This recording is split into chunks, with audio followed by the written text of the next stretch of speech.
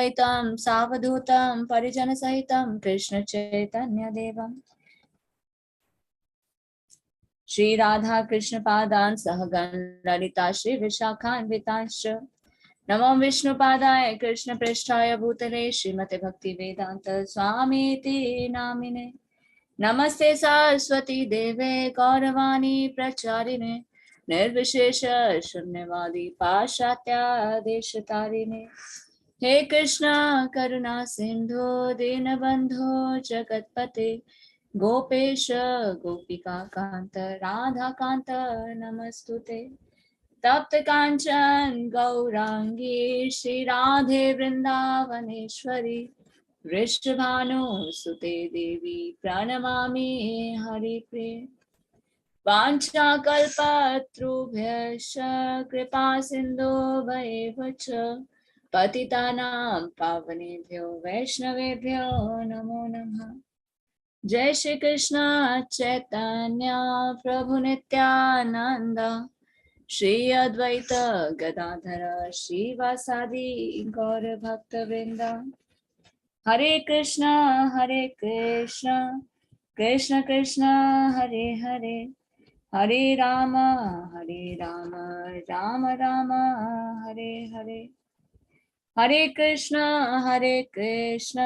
कृष्ण कृष्ण हरे हरे हरे राम राम राम हरे हरे हरे कृष्ण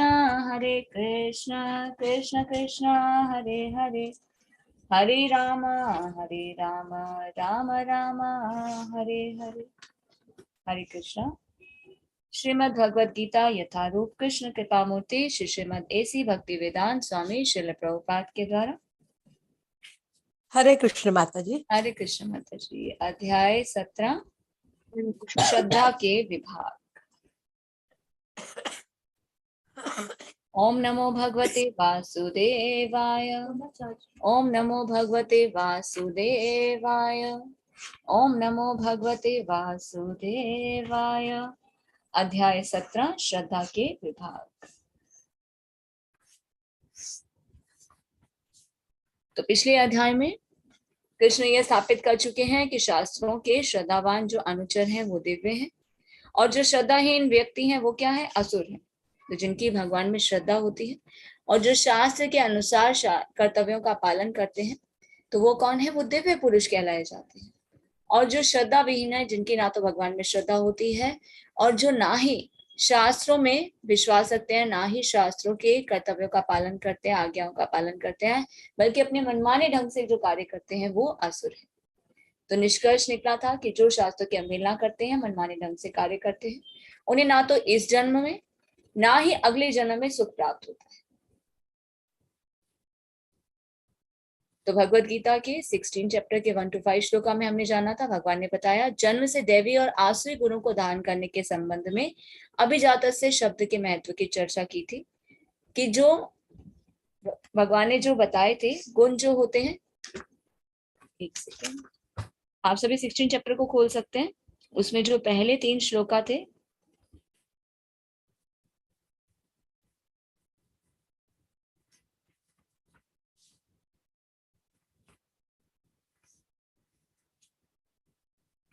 तो उसमें भगवान ने क्या बताया था, दिव्य गुण बताए थे जो दैवी प्रकृति संपन्न देवतुल्य पुरुषों में पाए जाते हैं। तो उसमें एक वर्ड आता है अभिजातस्य। अभिजातस्य का अर्थ क्या होता है, उत्पन्न होते हैं। तो उसमें हमने जाना था कि जो जिनमें ये गुण होते हैं, जो इन गुणों को लेकर उत्पन्न होते हैं, वो कौन है, दिव्य पुरुष। और भगवान ने उसके बाद बताया आश्रय गुणों के बारे में। आश्रय गुण के बारे में क्या बताया, दंभ, दर्प, अभिमान, क्रोध, कठोरता, अज्ञान, ये सब क्या, ये आश्रय स्वभाव वालों के गुण है। तो इस सर्जित जो सृष्टि है इसमें प्राणी जो है 2 प्रकार के होते हैं, दैवी और आश्रय। तो भगवान ने बताया दैवी गुण वाले कौन से होते हैं, आश्रय गुण वाले कौन से होते हैं। और जो दैवी गुण वाले होते हैं वो दिव्य प्रकृति के होते हैं, और जो आश्रय गुण वाले होते हैं उन्हें भगवान की कृपा नहीं मिलती, ना तो वो इस जन्म में सुखी रहते हैं, ना ही नेक्स्ट लाइफ में वो सुखी जीवन को व्यतीत कर पाते हैं। तो इस अध्याय में अर्जुन कृष्ण से उन लोगों के भाग्य के बारे में जिज्ञासा करते हैं जिनकी श्रद्धा शास्त्रों पर आधारित नहीं है। प्रत्युत्तर में कृष्ण 3 गुणों में स्थित श्रद्धा और अन्य चीजों का भी वर्णन करते हैं। तो इस अध्याय में भगवान बता रहे हैं कि जिसकी श्रद्धा सत्वगुण में होती है तो वो सत्वगुणी श्रद्धा कहलाती है, जिसकी रजोगुण में होती है वो रजोगुणी श्रद्धा कहलाती है, जिसकी तमोगुण में होती है वो तमोगुणी श्रद्धा कहलाती है। तो इस अध्याय को हम शुरू करते हैं। अध्याय 17, श्रद्धा के विभाग, श्लोक नंबर 1। तो जो भी पढ़ना चाहते हैं हैंड रेज कर सकते हैं। हरे कृष्णा अशोक प्रभु जी। हरे कृष्ण माता जी, दंडवत प्रणाम। श्रद्धा के विभाग। अर्जुन उवाच ये शास्त्र विधमुत्सृज्य यजन्ते श्रद्धयान्विताः तेषां निष्ठा तु का कृष्ण सत्वमाहो रजस्तमः। अर्जुन ने कहा, हे कृष्ण, जो लोग शास्त्र के नियमों का पालन न करके अपनी कल्पना के अनुसार पूजा करते हैं उनकी स्थिति कौन सी है? वे सतोगुणी है, रजोगुणी है या तमोगुणी? शील प्रभुपाद जी की जय। शीला प्रभुपाद जी द्वारा तात्पर्य। चतुर्थ अध्याय के 39वें श्लोक में कहा गया है कि किसी विशेष प्रकार की पूजा में निष्ठावान व्यक्ति क्रमशः ज्ञान की अवस्था को प्राप्त होता है और शांति तथा संपन्नता की सर्वोच्च सिद्धावस्था तक पहुंचता है। 16वें अध्याय में यह निष्कर्ष निकलता है कि जो शास्त्रों के नियमों का पालन नहीं करता वो असुर है और जो निष्ठापूर्वक नियमों का पालन करता है वो देव है।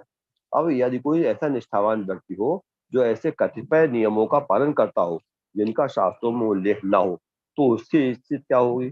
अर्जुन के इस संदेह का स्पष्टीकरण कृष्ण द्वारा होना है। क्या वे लोग जो किसी व्यक्ति को चुनकर उस पर किसी भगवान के रूप में श्रद्धा दिखाते हैं सतो रजो या तमोगुण में पूजा करते हैं, क्या ऐसे व्यक्तियों को जीवन की सिद्धावस्था प्राप्त हो पाती है? क्या वे वास्तविक ज्ञान प्राप्त करके उच्चतम सिद्धावस्था को प्राप्त हो पाते हैं? जो लोग शास्त्रों के विधि विधानों का पालन नहीं करते किंतु जिनकी किसी पर श्रद्धा होती है और जो देवी देवताओं तथा मनुष्यों की पूजा करते हैं, क्या उन्हें सफलता प्राप्त होती है? अर्जुन इस प्रश्न को श्री कृष्ण से पूछ रहा है। श्री भगवानुवाच त्रिविधा भवति श्रद्धा देहिनां सा स्वभावजा सात्विकी राजसी चैव तामसी चेति ताम शृणु। भगवान ने कहा, देहधारी जीव द्वारा अर्जित गुणों के अनुसार उसकी श्रद्धा 3 प्रकार की हो सकती है, सतोगुणी, रजोगुणी अथवा तमोगुणी। अब इसके विषय में मुझसे सुनो। शीला प्रभुपाद जी की जय। शीला प्रभुपाद जी द्वारा तात्पर्य। जो लोग शास्त्रों के विधि विधानों को जानते हैं लेकिन आलस्य या कार्य विमुक्तावश इनका पालन नहीं करते, वे प्रकृति के गुणों द्वारा शासित होते हैं। वे अपने सतोगुणी, रजोगुणी या तमोगुणी पूर्व कर्मों के अनुसार एक विशेष प्रकार का स्वभाव प्राप्त करते हैं। विभिन्न गुणों के साथ जीव की संगत शाश्वत चलती रहती है। क्योंकि जीव प्रकृति के संसर्ग में रहता है, अतएव वो प्रकृति के गुणों के अनुसार ही विभिन्न प्रकार की मनोवृत्तियां अर्जित करता है। लेकिन यदि कोई प्रामाणिक गुरु की संगत करता है और उसके तथा शास्त्रों के विधि विधानों का पालन करता है तो उसकी ये मनोवृत्ति बदल सकती है। वो क्रमशः अपनी स्थिति तमोगुण से सतोगुण या रजोगुण से सतोगुण के में परिवर्तित कर सकता है। कहने का तात्पर्य यह है कि प्रकृति के किसी गुण विशेष में अंधविश्वास करने से ही व्यक्ति सिद्धि प्राप्त नहीं कर सकता। उसे प्रामाणिक गुरु की संगत में रहकर बुद्धिपूर्वक बातों पर विचार करना होता है, तभी वो उच्चतर गुरु की स्थिति को प्राप्त कर सकता है। हरे कृष्ण माता जी, साष्टांग धन्यवाद। हरे कृष्ण प्रभु जी। थैंक यू सो मच प्रभु जी। अध्याय 17, श्रद्धा के विभाग। तो अर्जुन ने क्या कहा? हे कृष्ण, जो लोग शास्त्र के नियमों का पालन ना करके अपनी कल्पना के अनुसार पूजा करते हैं उनकी स्थिति कौन सी है? वे सतोगुणी है, रजोगुणी है या तमोगुणी है? तो हम देखते हैं ना, श्रद्धा भी 2 प्रकार की होती है। एक होती है लौकिक श्रद्धा और एक सांसारिक श्रद्धा। लौकिक श्रद्धा का अर्थ क्या है? जैसे कि संसार में हम देखते हैं कि कोई देवी देवताओं की पूजा करता है या कोई साईं का भक्त बन जाता है लोगों से सुन के कि उनके शरीर में दुख था या उनके जीवन में कोई दुख था या उनकी कोई समस्या थी, उनकी कोई इच्छा पूर्ति थी, तो वो साईं के दरबार में जाते हैं, उनसे प्रार्थना करते हैं, उनकी पूजा करते हैं, तो उन्हें बेनिफिट मिलता है। और वो जब भी लोगों से इस बारे में सुनता है, हम समाज में रहते हैं ना, लोगों से मिलते जुलते हैं तो आपस में कन्वर्सेशन सबकी होती है, तो लोग अपने अपने एक्सपीरियंस बताते हैं और बताते कि अरे मैं तो शिरडी जाता हूँ, मेरी इस प्रकार की श्रद्धा है, मेरे सभी काम को जो है वो साईं बाबा जो है वो पूरा कर देते हैं। तो इस प्रकार वो भी एक व्यक्ति क्या करता है, लोक व्यवहार के द्वारा अपनी श्रद्धा को भी इस प्रकार डेवलप करने का प्रयास करता है। तो वो भी शिरडी जाना शुरू कर देता है, वो भी साईं की पूजा करना शुरू कर देता है। तो वो भी जो इच्छा पूर्ति करता है उसकी कामना पूर्ण हो जाती है, और फिर वो क्या करता है, उसका विश्वास उसमें हो जाता है। भगवत गीता हमने 4th चैप्टर में जाना था ना, भगवान के कहते हैं जो जिसमें श्रद्धा रखता है उसकी आस्था को मैं क्या कर देता हूँ, स्थिर कर देता हूँ। तो ये हम पर डिपेंड करता है ना, कि हम अगर अपनी आस्था को कहीं, हमारी आस्था अगर कहीं रहती है, हमारी किसी और श्रद्धा रहती है, तो भगवान जब हमारी इस श्रद्धा को देखते हैं तो भगवान क्या करते हैं, स्थिर कर देते हैं। कम से कम कुछ तो आगे बढ़ने का प्रयास कर रहा है, पशु से तो बेटर बनने का प्रयास कर रहा है, तो भगवान क्या करते हैं, उस श्रद्धा को स्थिर कर देते हैं। पर वो बेनिफिट कैसा है, वो परम लाभ नहीं है, वो शॉर्ट टर्म बेनिफिट है। लोग क्या कर रहे हैं ना, मन्नत मांगते हैं, इच्छा पूर्ति की कामना करते हैं, इच्छा पूरी हो जाती है, फिर से जाते हैं, है ना, उस मन्नत को उतारने के लिए। इस तरह से लोग क्या करते हैं, प्रण लेते हैं कि चलो मेरी मन्नत पूरी होगी, मैं फिर से आऊंगा, फिर वो इच्छा पूरी हो जाती है, फिर एक नई इच्छा है। अब ये संसारिक नियम कैसे, हम अपने आप को शरीर समझकर इंद्रिय तृप्ति में लगे रहते हैं, तो ये इच्छाएं क्या है, बनती रहती है। ऐसा नहीं कि एक बार हमारी जो इच्छा थी, इंद्रिय तृप्ति की इच्छा थी, वो पूरी होगी तो और नई डेवलप नहीं होगी, नहीं। इंद्रियों का स्वभाव कैसा है, इनका जो वेग है ये अनकंट्रोल्ड है, इतना हम जितना इनको सेटिस्फाइड करने का प्रयास करते हैं, ये और डिमांड करती है।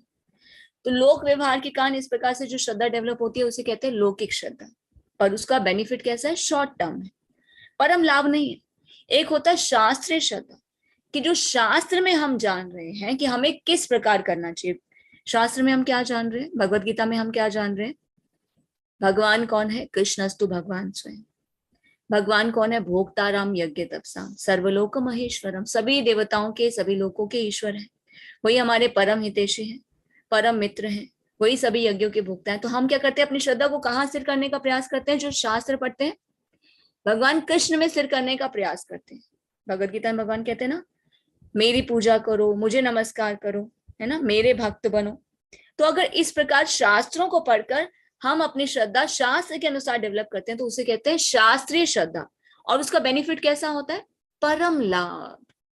क्यों, क्योंकि हम क्या करें, शास्त्र क्या है, जब भगवान ने सृष्टि की रचना की थी तो ब्रह्मा जी को क्या दिया था, वेदों का ज्ञान दिया था। किस लिए, ताकि सृष्टि की जिस प्रकार रचना हुई है उसी प्रकार वहां जो जीव आएंगे, इनका बेनिफिट उठाकर वापस अपने दिव्यता को प्राप्त कर सकते हैं, अपने इटर्नल होम वापस पहुंच सकते हैं। तो अगर हम शास्त्र के अनुसार श्रद्धा को डेवलप करेंगे तो हम परम लाभ को प्राप्त कर सकते हैं, और ये जन्म मृत्यु के चक्र से निकलकर भवबंधन से मुक्त होकर अपने eternal home, go back to Krishna, go back to godhead, वापस जा सकते हैं। तो चौथे अध्याय के 39वें श्लोक में कहा गया है कि किसी विशेष प्रकार की पूजा में निष्ठावान व्यक्ति क्रमशः ज्ञान की अवस्था को प्राप्त होता है और शांति और संपन्नता की सर्वोच्च अवस्था तक पहुंचता है। 16वें अध्याय में क्या निष्कर्ष निकलता है कि जो शास्त्र के नियमों का पालन नहीं करता वो असुर है। तो हमें क्या करना चाहिए, ऐसे किसी लोक व्यवहार श्रद्धा में विश्वास नहीं करना चाहिए, इस प्रकार अपनी श्रद्धा को स्थिर नहीं करने का प्रयास करना चाहिए। हमें शास्त्र के अनुसार सभी कार्यों को करना होगा। कैसे कर्म करने चाहिए, कौन से गुण होने चाहिए, कैसा जीवन जीना चाहिए, किसे सुनना चाहिए, ज्ञान कहाँ से प्राप्त करना चाहिए, किसका संग करना चाहिए, कौन सी श्रद्धा हमें डेवलप करनी चाहिए, कौन से गुण में हमें रहना चाहिए, कैसा दान करना चाहिए, कैसी तपस्या करनी चाहिए, कैसे यज्ञ करनी चाहिए, ये सब हमें शास्त्र सम्मत करना चाहिए। तो हमें एक दृढ़ निश्चय लेकर चलना हो कि हम अपने जीवन में जो भी करें वो शास्त्र चक्षुषा, शास्त्र के माध्यम से करें। तो जो शास्त्र के नियमों का पालन नहीं करता वो कौन है, असुर है, और जो निष्ठापूर्वक के नियमों का पालन करता है वो देव है। शास्त्र के नियमों का हम पालन तो तभी करेंगे ना जब हम शास्त्रों को पढ़ेंगे, है ना। तो कम से कम हमें जीवन में भगवत गीता, भागवतम तो जरूर पढ़नी चाहिए, और बार बार पढ़ना चाहिए। जब तक हमें ये शास्त्र ऐसे से समझ नहीं आ जाते तब तक हमें इनका बार बार श्रवण करना चाहिए। कुछ लोग क्या करते हैं, एक बार भगवत गीता पढ़ ली बस हो गया, नहीं, बार बार शास्त्रों को हम जितना ज्यादा पढ़ेंगे उतना क्लैरिफिकेशन होता है। मैं अगर अपना एक्सपीरियंस बताऊं, इतनी बार भगवत गीता आप लोगों के साथ पढ़ चुके हैं भक्तों के संग में, पर हर बार कैसा लगता है, हर एक लाइन को पढ़ते हुए ऐसा लगता है शायद पिछली बार ना अच्छे से पढ़ा नहीं था। पता नहीं क्यों एक ऐसी फीलिंग आती है, क्यों आती है, क्योंकि शास्त्रों में ताजगी है, नवीनता है। तो हमें क्या करना है, एक एक वर्ड जब तक हमारे जहन में उतर नहीं जाता, एक एक शब्द को जब तक हम अच्छे से समझ नहीं लेते, तब तक हमें बार बार इसका आस्वादन करना चाहिए। क्योंकि जितना ज्यादा हम भगवान के बारे में सुनते हैं, पढ़ते हैं, उतना ही हमारा भगवान के प्रति प्रेम बढ़ता है, उतना हमारे संदेह दूर होते हैं, उतना हम क्लैरिफाइड हो पाते हैं। तो अब यदि कोई ऐसा निष्ठावान व्यक्ति हो जो ऐसे कपित नियमों का पालन करता हो जिसका शास्त्रों में उल्लेख ना हो, तो उसकी स्थिति कैसी होगी? अब शास्त्रों में जो बताया गया है वो कोई पालन ना करे, अपने मन से करे, तो उसकी क्या स्थिति होगी? इस भौतिक जगत में यही तो चल रहा है, लोग शास्त्र तो पढ़ नहीं रहे, क्योंकि कलयुग का प्रभाव हुआ, मुगल आए, अंग्रेज आए, तो उन्होंने क्या किया? हमारी एजुकेशन सिस्टम को ही खत्म कर दिया। पहले तो शास्त्र तो पढ़ाए जाते थे, अब शास्त्र कोई पढ़ता नहीं है तो उन्हें ज्ञान ही नहीं, क्या करना चाहिए क्या नहीं करना चाहिए, उनकी क्या स्थिति होती? क्या वे लोग जो किसी व्यक्ति को चुनकर उस पर किसी भगवान के रूप में श्रद्धा दिखाते हैं, सतो रजो तमोगुण में पूजा करते हैं, क्या ऐसे व्यक्ति को जीवन की सिद्धावस्था प्राप्त हो पाती? ये कौन कर रहे हैं प्रश्न? अर्जुन कर रहे हैं। क्या वे वास्तविक ज्ञान प्राप्त करके उच्चतम सिद्धावस्था को प्राप्त कर पाते? जो लोग शास्त्र के विधि विधानों का पालन नहीं करते किंतु जिनकी किसी पर श्रद्धा होती है, जो देवी देवताओं और मनुष्य की पूजा करते हैं, क्या उन्हें सफलता मिलती है? अर्जुन इन प्रश्नों को कृष्ण से पूछ रहे हैं। तो कृष्ण कौन है? कृष्णस्तु भगवान स्वयं। तो भगवान जो बोलते हैं वो क्या है? परम सत्य, उसमें हमें डाउट करने की जरूरत नहीं है। हमारे मन में तो ये कंफ्यूजन होता है ना कि हम क्या करें, हम कृष्ण की पूजा करें या देवी देवताओं की पूजा करें, है ना? या अभी समाज में कोई प्रतिष्ठित व्यक्ति है, बहुत ही उसकी फैन फॉलोइंग है, क्या हमें उनको सुनना चाहिए, उनमें हमारी श्रद्धा होनी चाहिए? कंफ्यूजन होता है ना, कई बार मन में बहुत सारे संदेह आ जाते हैं। तो हमें भगवान के श्रीमुख से जानना है कि हमें जीवन में क्या करना चाहिए। अगर हम सिद्ध अवस्था को प्राप्त करना चाहते हैं तो हमारी श्रद्धा किस प्रकार डेवलप होनी चाहिए, हमें किन विधि विधानों का पालन करना चाहिए? तो अर्जुन जी ये प्रश्न पूछ रहे हैं, ये अर्जुन के प्रश्न नहीं है। देखिए प्रश्न जो पूछ रहे हैं कितने रेलेवेंट प्रश्न है, कितने बुद्धिमान है वो जो प्रश्न पूछ रहे हैं, इसका मतलब इन प्रश्नों का उन्हें ज्ञान है ना। तो ये प्रश्न किसके लिए पूछ रहे हैं? ये हमारे लिए पूछ रहे हैं। भगवत गीता अर्जुन के लिए नहीं है, अर्जुन तो सिर्फ निमित्त मात्र साधन है। ये एक ड्रामा चल रहा है, भगवान इस ड्रामा के थ्रू कलयुग के जीवों का उद्धार करने वाले। ये जो भगवान की वाणी ये कलयुग के लोगों के लिए। कुछ लोग कहते हैं अरे भगवान कृष्ण ने अर्जुन को भगवत गीता का उपदेश दिया, ये तो अर्जुन के लिए थी। नहीं, ये हमारे लिए। अर्जुन जैसे परम वीर योद्धा, परम भक्त भगवान से ऐसे प्रश्न पूछे, सोचे कि उनका ज्ञान किस लेवल का है ना? से भगवान ने उन्हें क्या किया है? मोहित किया है। तो यहाँ एक सीन क्रिएट किया जा रहा है। अर्जुन को भगवान ने निमित्त मात्र साधन बनाया, जो हमारे प्रश्नों को अर्जुन पूछ रहे हैं और उत्तर भगवान दे रहे हैं। तो भगवान ने क्या कहा? देहधारी जीव द्वारा अर्जित गुणों के अनुसार उनकी श्रद्धा 3 प्रकार की होती है, सतोगुणी, रजोगुणी और तमोगुणी। अब इसके विषय में मुझसे सुनो, तात्पर्य में बताया जा रहा है। जो लोग शास्त्रों के विधि विधानों को जानते हैं लेकिन आलस्य और कर्तव्य विमुक्तावश इनका पालन नहीं करते और वे प्रकृति के गुणों द्वारा शासित होते हैं, वे अपने सतोगुण, रजोगुण और तमोगुण पूर्व कर्मों के अनुसार एक विशेष प्रकार का स्वभाव प्राप्त कर लेते हैं। अब देखिए कुछ लोग शास्त्र तो पढ़ते हैं, जैसे हम भी भगवत गीता पढ़ रहे हैं, है ना? पढ़ते हुए तो क्या लगता है, हाँ अब तो हम जीवन में ऐसे ही करेंगे, बहुत अच्छे से भक्ति करेंगे, सीरियस होंगे। पर क्या होता है, फिर से प्रकृति के 3 गुणों के प्रभाव में आके फिर से डावाडोल हो जाते हैं, है ना? और जब कर्म करने की बारी आती है, कोई विपद परिस्थिति आ जाती है, तो हम क्या होते हैं, फिर से फंस जाते हैं, है ना? फिर से परेशान हो जाते हैं। बड़ी बड़ी बातें, सत्यपूर्ण बातें, भगवान हमें पूर्ण विश्वास भी देते हैं, ये सब जानते हुए भी हम क्या करते हैं, फिर से हमारे मन में डाउट आ जाते हैं। कर्म करते हुए भी गलती कर बैठते हैं, है ना? जो नियम हमें बता जा रहे हैं उनका फॉलो करते हुए भी हम गलती कर लेते हैं। विषय बार बार हम पढ़ते हैं कि बिना विचलित हुए भक्ति जीवन में बढ़ते रहना चाहिए आगे, पर फिर भी क्या करते हैं, जीवन में समस्या आती है ना, भक्ति सबसे पहले छूट जाती है, वही हम कंप्रोमाइज कर लेते हैं, फिर से हम समस्या में फंस जाते हैं। तो ये क्या है? आलस्य और कर्तव्य। आलस्य क्यों होता है? अब जैसे मान लीजिए किसी की अर्श विग्रह की सेवा करने की बहुत आस्था है, बड़े शौक से अर्श विग्रह लेकर आए, शुरू में तो बहुत सारे नियम पालन किए, सुबह उठ रहे हैं, मंगला आरती कर रहे हैं, भगवान को भोग लगा रहे हैं, रोज वस्त्र बदल रहे हैं। धीरे धीरे क्या होता है, आलस बढ़ने लगता है। 1 हफ्ते में वस्त्र बदले जा रहे हैं, फिर आलस और बढ़ने लगता है, फिर 1 महीना होने लगता है, फिर वस्त्र बदलना ही भूल जाते हैं। जिस प्रेम भाव से पहले सेवा करते थे वो अब नहीं रहता। ये क्या होता है, आलस से वश हो जाता है, क्योंकि प्रकृति के 3 गुण हम पर ये प्रभाव डालते हैं। क्योंकि जब तक हम शास्त्र के नियमों का दृढ़ता से पालन नहीं करेंगे, माया का प्रभाव हम पर रहेगा और फिर हम डिस्ट्रैक्ट हो जाते। तो कर्तव्य विमुक्तावश इनका पालन नहीं करते तो हम प्रकृति के गुणों द्वारा शासित हो जाते। इसलिए जो 3 गुण हैं उनके अनुसार ही एक विशेष प्रकार का स्वभाव हमें मिल जाता है। हम देखते हैं ना, अलग अलग व्यक्ति का अलग अलग स्वभाव होता है। कोई बहुत ही अच्छे विचार वाला होता है, कोई अपने कर्म बहुत अच्छे से करता है। एक प्रकार का हम व्यक्ति देखते हैं, उसमें क्या है, वो कर्म तो कर रहा है पर रजोगुनी है, उसके अंदर इंद्रिय तृप्ति की इच्छाएं बहुत है। एक व्यक्ति हम देखते हैं, वो क्या है, ना तो वो कर्म करता है, वो कुछ करना ही नहीं चाहता, आलस से भरा हुआ, पूरा दिन सोना, पशु जैसे कार्य करना, सनक पूर्ण कार्य करना, जो करना चाहिए वो नहीं करना। तो ये क्या है, ये गुणों के प्रभाव के कारण ही हमें पूर्व कर्म के अनुसार हमें एक चीज स्वभाव मिलता है। इसलिए हम देखते हैं लोगों का स्वभाव अलग अलग तरह का होता है। तो विभिन्न गुणों के साथ जीवों की संगति जो है वो शाश्वत चलती रही है। जे प्रकृति के संसर्ग में रहता है और वह प्रकृति के गुणों के अनुसार ही ये मनोवृत्ति अर्जित करता रहता है। लेकिन यदि कोई प्रामाणिक गुरु की संगति करता है, उनके तथा शास्त्र के विधि विधानों का पालन करता है, तो उसकी मनोवृत्ति बदल सकती है।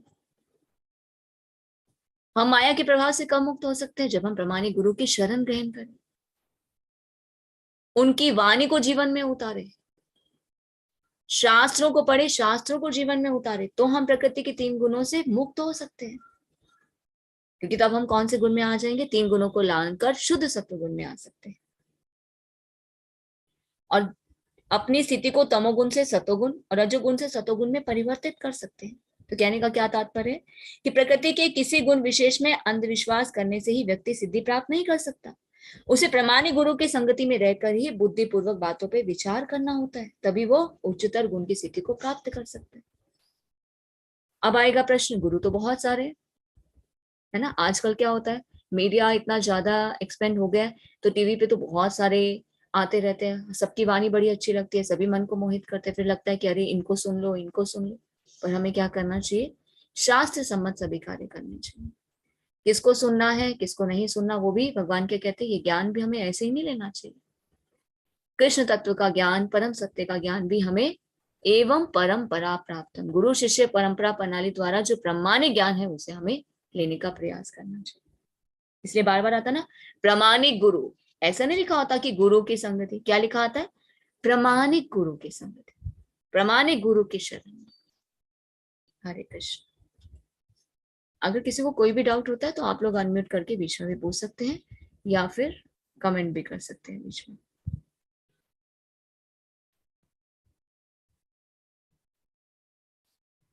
हरे कृष्ण सुमन माता जी। हरे कृष्णा माता जी। हरे कृष्ण माता जी। दंडवत प्रणाम माता जी। सत अनुरूपा सर्वस्या श्रद्धा भवति भारता, श्रद्धामयो अयं पुरुषः यो यत् श्रद्धसः एव सः। हे भरतपुत्र, विभिन्न गुणों के अंतर्गत अपने अपने अस्तित्व के अनुसार मनुष्य एक विशेष प्रकार की श्रद्धा विकसित करता है।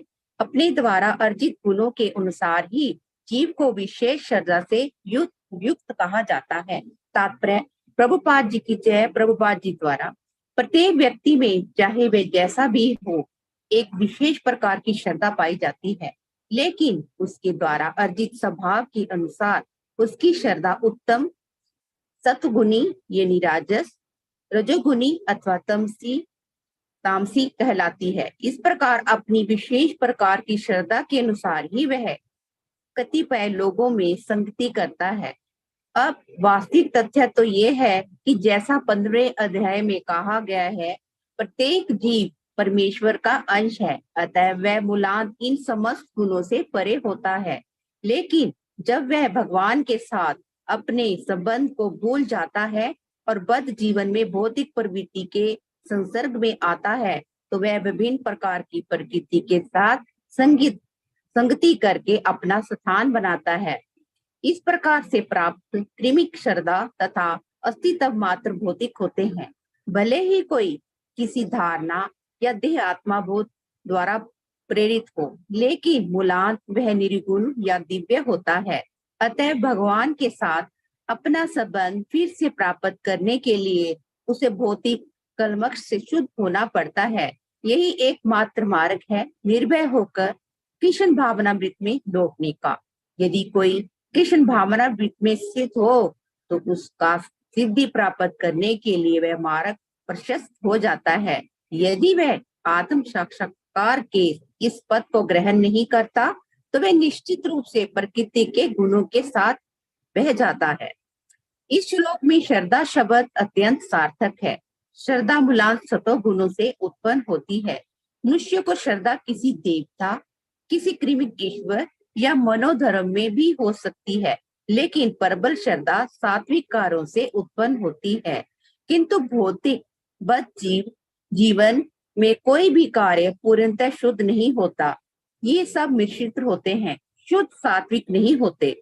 शुद्ध सात्विक दिव्य होता है। शुद्ध सत्व में रहकर मनुष्य भगवान के वास्तविक स्वभाव को समझ सकता है। जब तक श्रद्धा पूर्णतः सात्विक नहीं होती, तब तक वह प्रकृति के किसी भी गुण से दूषित हो सकती है। प्रकृति के दूषित गुण हृदय तक फैल जाते हैं। अतः किसी विशेष गुण के संपर्क में रहकर हृदय जिस स्थिति में होता है, उसी के अनुसार श्रद्धा स्थापित होती है। ये समझना चाहिए कि यदि किसी का हृदय सात्विक गुणों में स्थित है, तो उसकी स्थिति भी सतोगुणी है। यदि किसी का हृदय रजोगुण में स्थित है, तो उसकी श्रद्धा रजोगुणी है। और यदि हृदय में तमोगुणों में स्थित है, तो वह उसकी श्रद्धा तमोगुणी होती है। इस प्रकार हमें संसार में विभिन्न प्रकार की श्रद्धाएं मिलती हैं, और विभिन्न प्रकार की श्रद्धाओं के अनुसार विभिन्न प्रकार के धर्म होते हैं। धार्मिक श्रद्धा को असली सिद्धांत सद्गुणों में स्थित होता है, लेकिन क्योंकि हृदय कुलुषित रहता है, अतः विभिन्न प्रकार के धार्मिक संस्थान पाए जाते हैं।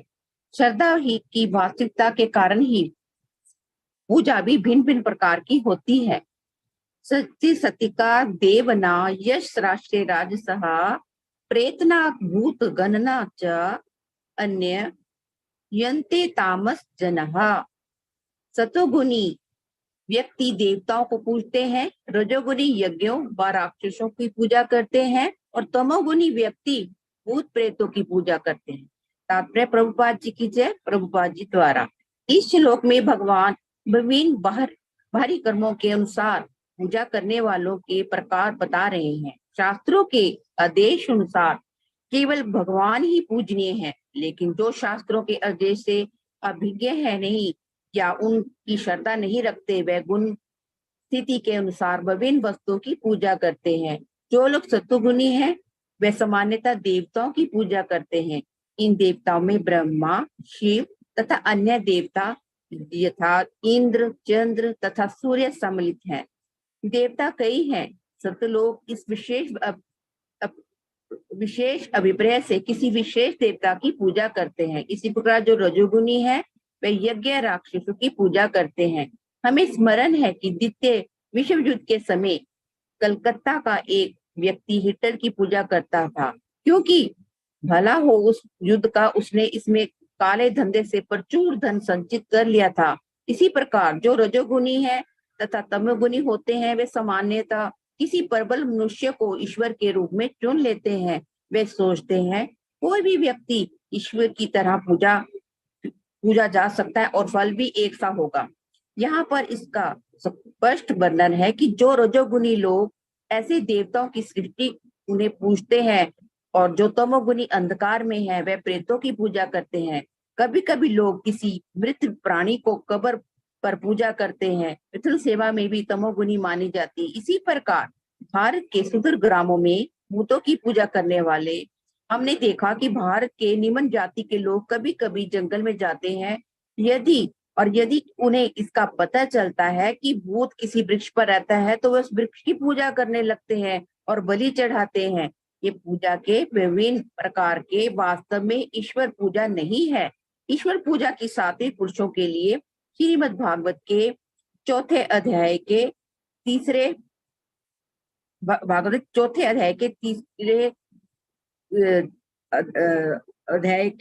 23 में श्लोक में कहा गया कि सतम शुद्धम वासुदेवा शाब्दीतम।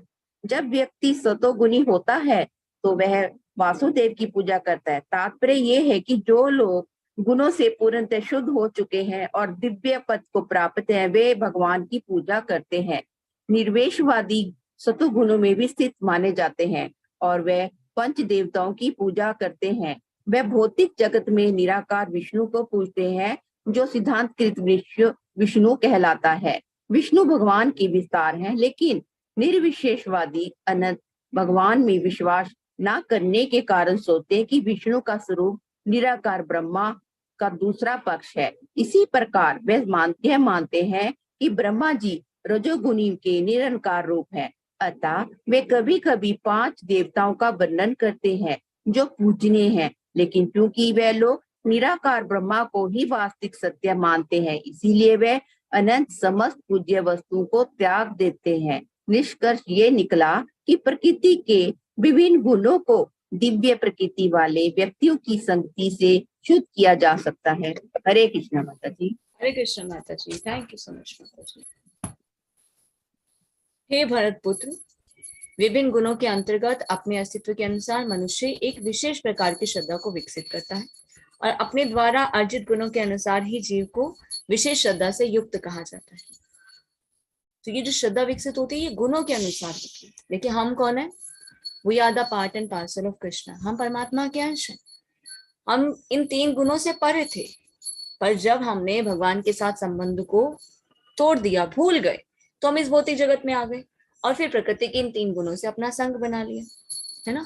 जैसे एक बच्चा है, भौतिक जगत में हम देखते हैं एक बच्चा माता पिता के साथ रहता है तो माता पिता के साथ संपर्क होता है। वही बच्चा जब घर से भाग जाता है, माता पिता को भूल जाता है, तो उसको एक नए लोग मिल जाते हैं, उनके साथ वो रहने लग जाता है ना। हो सकता है कोई उसका मिसयूज भी कर ले या असत्संग में भी आ जाए। तो उसी प्रकार हम भी भगवान के साथ संबंध को भूल के यहाँ इस पृथ्वी पर आए हैं। अपने कर्म के अनुसार, इंद्र तृप्ति की इच्छाओं के अनुसार हमें ये शरीर प्राप्त हुआ है और हम प्रकृति के 3 गुणों से युक्त हो गए। पर जब वापस हम भगवान के साथ संबंध को जोड़ने का प्रयास करते हैं, भगवान के साथ संबंध को जोड़ते हैं, तो फिर से हम प्रकृति के इन 3 गुणों से मुक्त होकर फिर से दिव्य स्थिति को प्राप्त करते हैं। तो हमें क्या करना चाहिए? भौतिक कर्म से हमें शुद्ध होना है, तो एकमात्र मार्ग क्या है? निर्भय होकर कृष्ण भावनामृत में लौटे, विदाउट एनी डाउट। कुछ नहीं सोचना चाहिए। जब हम शास्त्रों में पढ़ रहे हैं कि कृष्ण भावनामृत का मार्ग जो है वो सही है, हम सही रास्ते पे, तो हमें क्या करना है? Spiritual life is a serious business. हमें सीरियस होकर भक्ति जीवन में आगे बढ़ना है। शास्त्रों के कथन पर विचार करके हमें क्या करना है? उन्हें अपने जीवन में उतारना है और भगवान के साथ संबंध को जोड़ना है, कृष्ण भावना भावित होना है। तभी हम आत्म साक्षात्कार के पद को ग्रहण कर सकते हैं और सिद्धि को प्राप्त कर सकते हैं। तो यहाँ पर जो श्रद्धा शब्द है अत्यंत सार्थक है। श्रद्धा क्या होती है? सत्वगुण से उत्पन्न होती है। हम देखते हैं ना, किसी मनुष्य की श्रद्धा किसी देवी देवता में होती है। कुछ लोग क्या करते हैं? राक्षसों की पूजा करते हैं, कुछ भूत प्रेतों की पूजा करते हैं। तो सत्वगुणी व्यक्ति जो है वो तो देवताओं की पूजा करते हैं। हम देख सकते हैं लोगों को देख के कि ये कौन से गुण में है, हम पहचान कर सकते हैं, हम अपनी पहचान कर सकते हैं, हम लोगों की पहचान कर सकते हैं इसके अनुसार, इस प्रकार उसकी श्रद्धा के अनुसार कि उसकी श्रद्धा किस में, वो कौन से गुण में। तो अगर किसी मनुष्य की श्रद्धा किसी देवता में है, किसी कृत्रिम ईश्वर में है या मनोधर्म में हो सकते हैं, लेकिन प्रबल श्रद्धा सात्विक कार्यों से उत्पन्न होती है। किंतु भौतिक बद्ध जीवन में कोई भी कार्य पूर्णतः शुद्ध नहीं होता, सब क्या मिश्रित है। अब ऐसा तो नहीं कि हम हमेशा सत्वगुण में रहे, हमेशा रजोगुण में रहे, हमेशा तमोगुण में रहे। ये गुण क्या है? परस्पर इनका कॉम्पिटिशन चलता रहता है। कहते हैं ना, सुबह का समय जो होता है वो सत्वगुणी समय होता है, फिर उसके बाद 9 बजे उसके बाद का समय क्या होता है? रजोगुणी। हमारी इच्छाएं क्या हो जाती है? काम करना है, पैसा कमाना है ना। इंद्र तृप्ति की इच्छाएं, वो रजोगुण का प्रभाव प्रबल होने लग जाता है। रात के समय हमें नींद क्यों आती है? आलस क्यों आता है? क्योंकि तमोगुण का प्रभाव बढ़ने लगता है। तो शुद्ध सत्वगुण जो होता है वो इन 3 गुणों से ऊपर होता है। शुद्ध सत्वगुण में रहकर मनुष्य भगवान के वास्तविक स्वभाव को समझ सकता है। तो जब तक हमारी श्रद्धा सात्विक नहीं है तब तक हम प्रकृति के गुणों से युक्त हैं, हम माया के प्रभाव में हैं। तो अगर हमें इन गुणों से मुक्त होना है तो हमें क्या करना होगा? हमें भगवान की शरण को ग्रहण करना होगा, शुद्ध सत्वगुण में आने का प्रयास करना होगा। तो हमें ये समझना चाहिए कि यदि किसी का हृदय सत्वगुण में स्थित है तो उसकी श्रद्धा भी सत्वगुणी है। अगर हृदय रजोगुण में है तो श्रद्धा भी रजोगुणी है। अगर हृदय तमोगुणी है तो श्रद्धा भी तमोगुणी। हम देखते हैं संसार में विभिन्न प्रकार की श्रद्धाएं, विभिन्न प्रकार की श्रद्धा के अनुसार विभिन्न प्रकार के धर्म भी है। धार्मिक धर्म का असली सिद्धांत सत्वगुण में स्थित होता है। तो श्रद्धा की विभिन्नता के कारण ही पूजा भी भिन्न भिन्न प्रकार की होती है। इसलिए सत्वगुणी व्यक्ति देवताओं की पूजा करते हैं, रजोगुणी राक्षसों की पूजा करते हैं और जो तमोगुणी होते हैं वो भूत प्रेतों की पूजा करते हैं। तो इस श्लोक में भगवान विभिन्न बाह्य कर्मों के अनुसार पूजा करने वालों के प्रकार बता रहे हैं कि जो जैसे कर्म कर रहे हैं। कोई देवी देवताओं की पूजा कर रहा है तो वो सत्वगुणी है, कोई यक्ष राक्षसों की पूजा कर रहा है तो वो कौन है, रजोगुणी है, कोई भूत प्रेतों की पूजा करता है तो वो तमोगुणी है। तो यहाँ पर एग्जाम्पल भी प्रभुपाद बताते हैं। तो जो लोग सत्वगुणी है वो सामान्यतः किन देवताओं की पूजा करते हैं, ब्रह्मा, शिव, अन्य देवता, इंद्र, चंद्र, सूर्य सम्मिलित है, कई देवता है। तो सत्वगुणी लोग किसी विशेष अभिप्राय से किसी देवता की पूजा करते हैं, पर जो रजोगुणी होते हैं वो क्या करते हैं, यक्ष राक्षसों की पूजा करते हैं। जब सेकेंड वर्ल्ड वॉर हुआ था ना, तो कैलकाटा का एक व्यक्ति हिटलर की पूजा करता था। हिटलर आप सभी जानते हैं ना, हिटलर की पूजा करता था। भला उस युद्ध का उसने उसमें काले धन से प्रचुर धन संचित कर लिया था। तो इसी प्रकार से जो रजोगुणी और तमोगुणी होते हैं वो किसी प्रबल मनुष्य को ईश्वर के रूप में चुन लेते हैं और वो सोचते हैं कि वो कोई भी व्यक्ति ईश्वर की तरह पूजा जा सकता है और फल एक सा होगा, पर नहीं। जैसे हमने क्लास शुरू की थी तो स्टार्टिंग में बताया था, अगर कोई साईं बाबा की पूजा करता है तो शास्त्र में तो कहीं नहीं बताया गया ना उनके बारे में, तो वो फल क्या है, वो क्षणिक है। तो शास्त्र में किसकी पूजा करने के लिए बोलते हैं, कृष्णस्तु भगवान स्वयं, भगवान की पूजा करने के लिए बोलते हैं। तो यहाँ पर इसका स्पष्ट वर्णन है कि रजोगुणी लोग ऐसे देवताओं की सृष्टि करके उन्हें पूजते हैं, जो तमोगुणी है वो अंधकार में है, वो प्रेतों की पूजा करते हैं। कभी कभी लोग क्या करते हैं, मृत प्राणी की कब्र पर जाकर पूजा करते हैं। अगर हम देखें अभी भी इंडिया में बहुत सारी ऐसी जातियां हैं जो जंगल में जाते हैं और जब उन्हें पता चलता है कि किसी पेड़ पे कोई भूत रहता है, उस पेड़ की पूजा करते हैं ताकि वो भूत उन्हें नुकसान ना पहुंचे। भगवान में विश्वास नहीं है ना, भूतों में विश्वास है, भगवान में विश्वास नहीं। देखिए कैसी श्रद्धा। भूत परेशान कर सकते हैं, भगवान सहायता नहीं कर सकते। ये क्या है, अज्ञानता का अंधकार है। हमें भी कई बार डर लगता है ना, अरे कोई कह दे वहां पर भूत प्रेत है, हम तो डर जाएंगे, अरे भूत प्रेत है, हाँ भूत प्रेत तो होते हैं, वो तो परेशान करते हैं। पर हम भगवान को मानते हैं, भगवान हमारी रक्षा करेंगे। अब शिल प्रभुपाद का कितना सुंदर एग्जाम्पल बताया जाता है कि शिल प्रभुपाद की जो पत्नी थी राधा, वो क्या चाहती थी कि मेरा बड़ा सा घर हो। तो शिल प्रभुपाद ने क्या किया, एक बड़े घर की खोज करनी शुरू की। तो जब बड़े घर की खोज करते हैं तो उन्हें जो रेट है वो बहुत ज्यादा ही महंगे मिलते हैं। फिर एक जगह जो मिलती है हवेली, उसका रेट जो होता है वो थोड़ा सही होता है, और पर वो ये बताया जाता है कि वहां पर ना भूत प्रेतों का डेरा है, उस घर को कोई लेना ही नहीं चाहता, आप खरीदेंगे तो आपको हम बहुत ही कम दाम में दे देंगे। अब शिल प्रभुपाद देखते कि कम दाम में मिल रहा है, चलो ठीक है। अब शिल प्रभुपाद तो शास्त्रों में विश्वास रखने वाले, क्या करते थे, भगवत गीता भागवतम का लिखते थे, है ना। तब तो उस टाइम तो वो go back to godhead पत्रिका को लिखा करते थे, भगवत गीता को लिखा करते थे, तात्पर्यों को, भागवतम के कुछ अंश भी उन्होंने लिखने शुरू किए थे।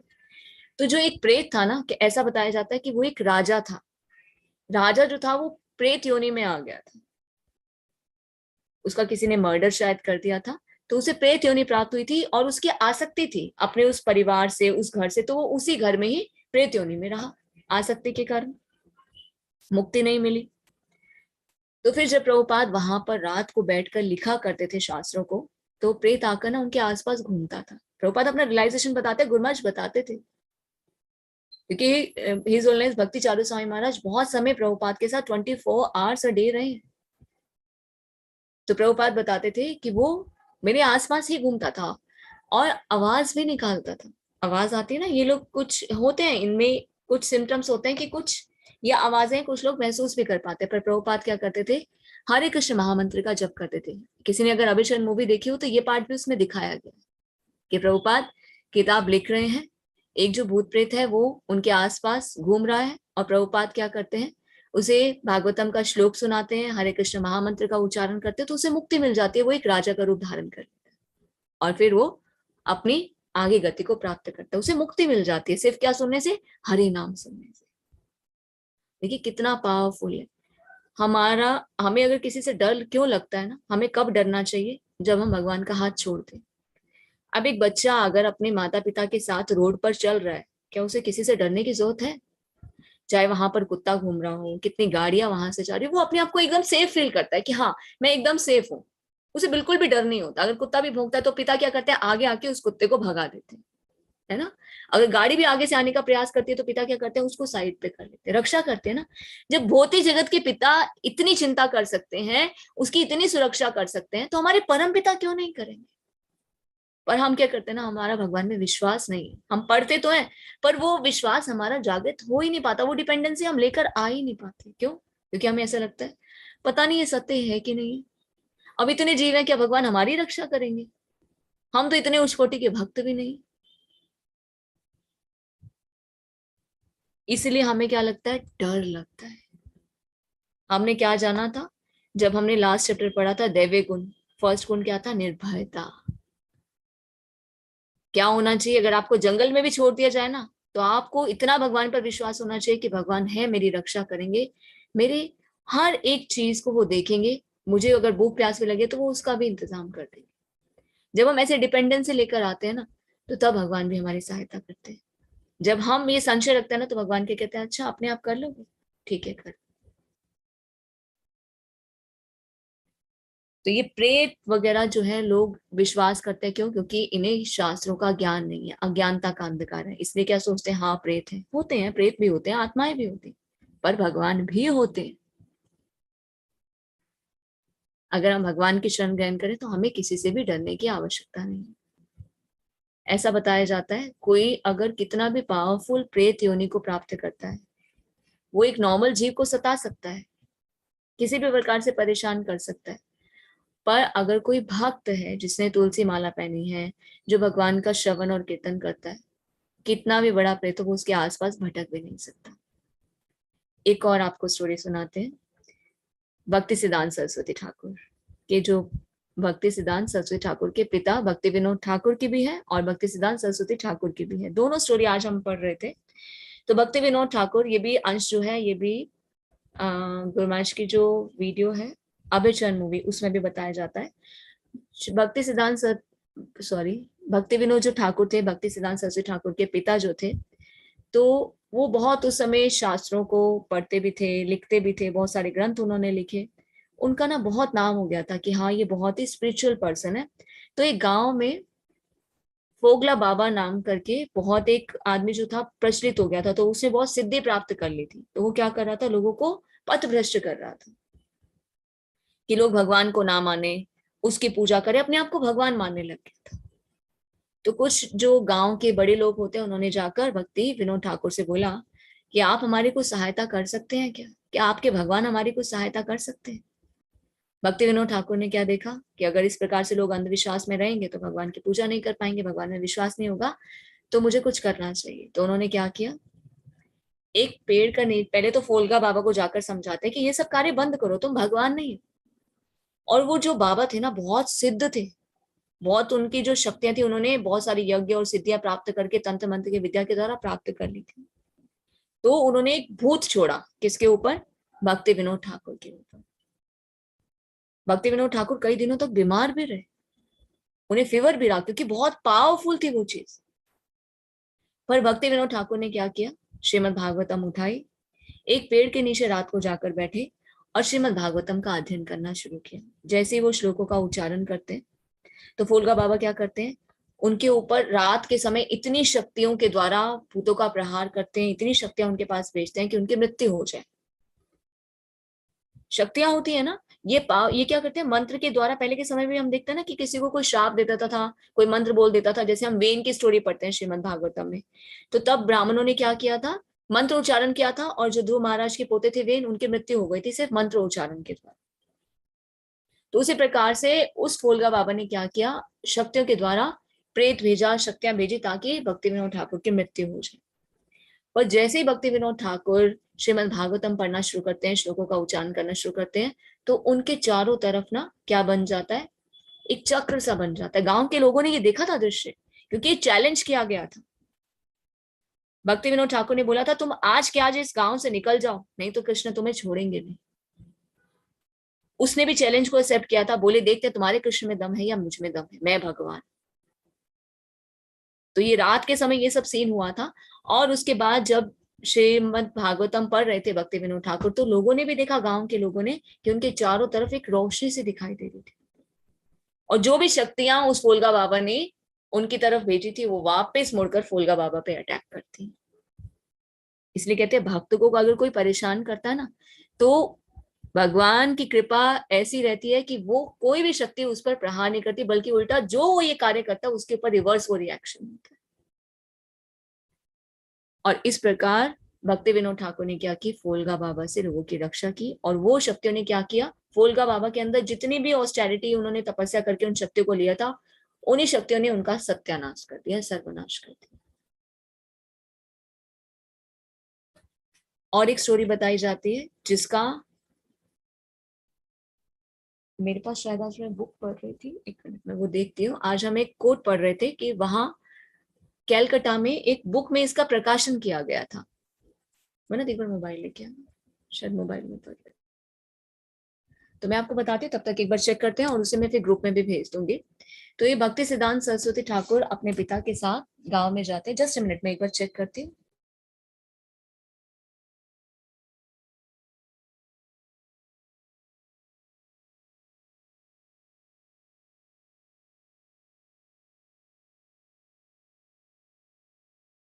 ठीक है, जब तक चेक करते हैं आगे एक बार इसको एक्सप्लेन करते हैं, फिर एक एग्जांपल को इसमें बाद में लेते हैं।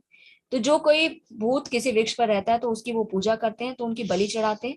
ये पूजा विभिन्न प्रकार, वास्तव में ईश्वर पूजा नहीं है। ईश्वर पूजा तो सात्विक पुरुषों के लिए होती है ना। तो श्रीमद् भागवतम में कहा गया कि जब व्यक्ति सत्वगुणी होता है तो वह वासुदेव की पूजा करता है। तात्पर्य है कि जो लोग गुणों से पूर्णतः शुद्ध हो चुके हैं, दिव्य पद को प्राप्त होते हैं, वे ही भगवान की पूजा करते हैं। निर्विशेषवादी जो है वो सत्वगुण में स्थित माने जाते हैं, क्योंकि वो पंचदेव, 5 देवताओं की पूजा का वर्णन करते हैं। पर वो क्या करते हैं, विष्णु की पूजा करने पर बल देते हैं। भगवान कृष्ण को नहीं मानेंगे, उनका विश्वास नहीं है उसमें। पर क्या समझते हैं, भगवान विष्णु में न विश्वास करके वो सोचते हैं कि कृष्ण में विश्वास न करके वो सोचते हैं कि विष्णु ही भगवान है, और विष्णु का स्वरूप जो है वो निराकार ब्रह्म का दूसरा पक्ष है, और ब्रह्मा जी रजोगुण के निराकार रूप है। तो वे लोग निराकार ब्रह्म को ही वास्तविक सत्य मानते हैं, इसलिए वो समस्त पूज्य वस्तु को त्याग देते हैं। निष्कर्ष ये निकलता है कि प्रकृति के विभिन्न गुणों को दिव्य प्रकृति वाले व्यक्तियों की संगति से शुद्ध किया जा सकता है। तो हमें क्या करना चाहिए, यहाँ पर एक चीज और क्या बताई जाती है, संग पर भी इंपॉर्टेंस दी गई है। ठीक है, गुणों का प्रभाव तो होता है। तो जैसे हमने जाना था ना लौकिक श्रद्धा, तो हम कैसे लोगों के साथ रहते हैं, उनकी बातें सुन के हमारी भी उनमें श्रद्धा हो जाती है। तो हमें भी क्या प्रयास करना चाहिए, हमें दिव्य गुण वाले लोगों के संग में रहना चाहिए। जैसे कि चैतन्य चरितामृत में भी चैतन्य महाप्रभु कहते हैं कि असत संग को त्याग कर हमें भक्तों के संग में रहने का प्रयास करना चाहिए। अगर हम भक्तों के संग में रहेंगे तो ही हमारी भक्ति में प्रगति होगी। हरे कृष्ण।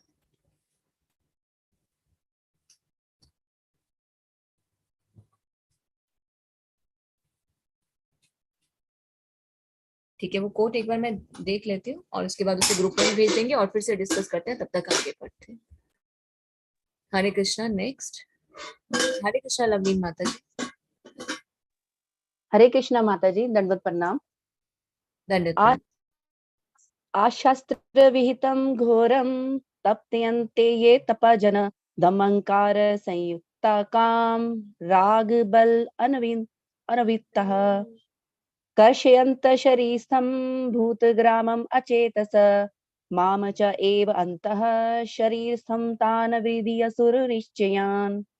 जो लोग दंभ तथा अहंकार से अभिभूत होकर शास्त्र विरुद्ध कठोर तपस्या और व्रत करते हैं, जो काम तथा आसक्ति द्वारा प्रेरित होते हैं, जो मूर्ख तथा जो शरीर के भौतिक तत्वों को तथा शरीर के भीतर स्थित परमात्मा को कष्ट पहुंचाते हैं, वे असुर कहे जाते हैं। श्री शिल प्रभुपाद जी की जय। श्री शिल प्रभुपाद जी के द्वारा तात्पर्य है, कुछ पुरुष ऐसे हैं जो ऐसी तपस्या की विधियों का निर्माण कर लेते हैं जिनका वर्णन शास्त्रों में नहीं है। उदाहरणार्थ किसी स्वार्थ के प्रयोजन से या तथा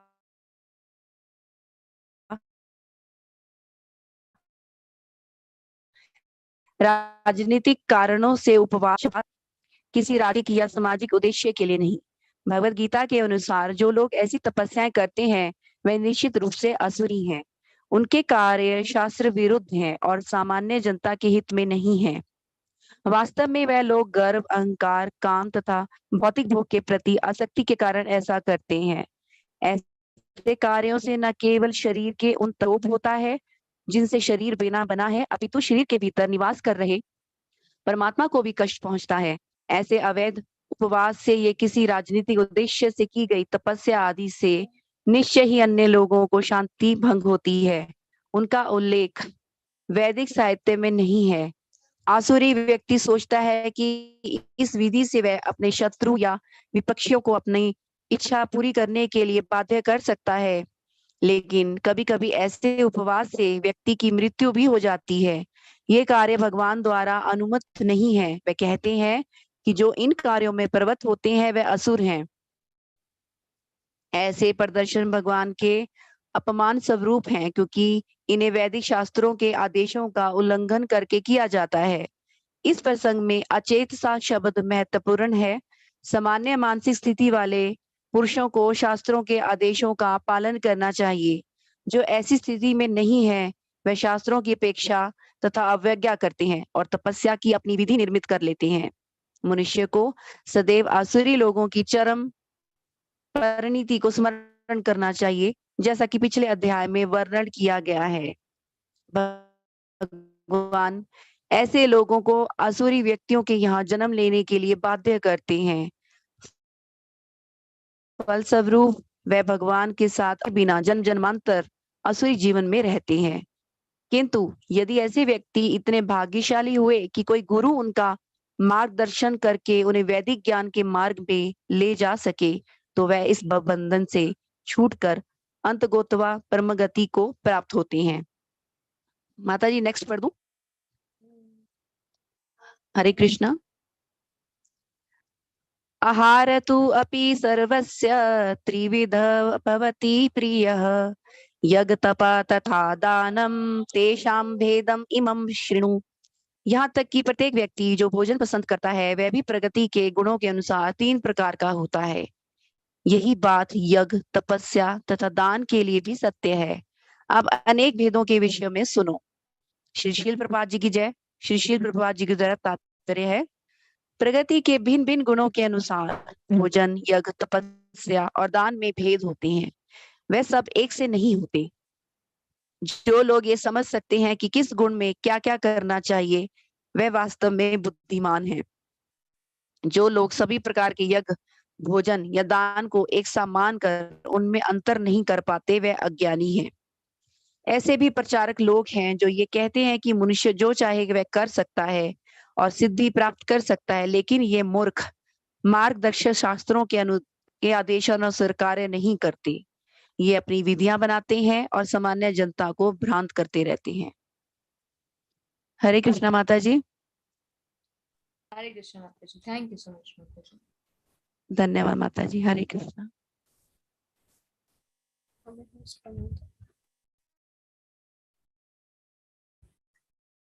कृष्ण। हरे प्रभु जी, आप हमें होस्ट बना दीजिए।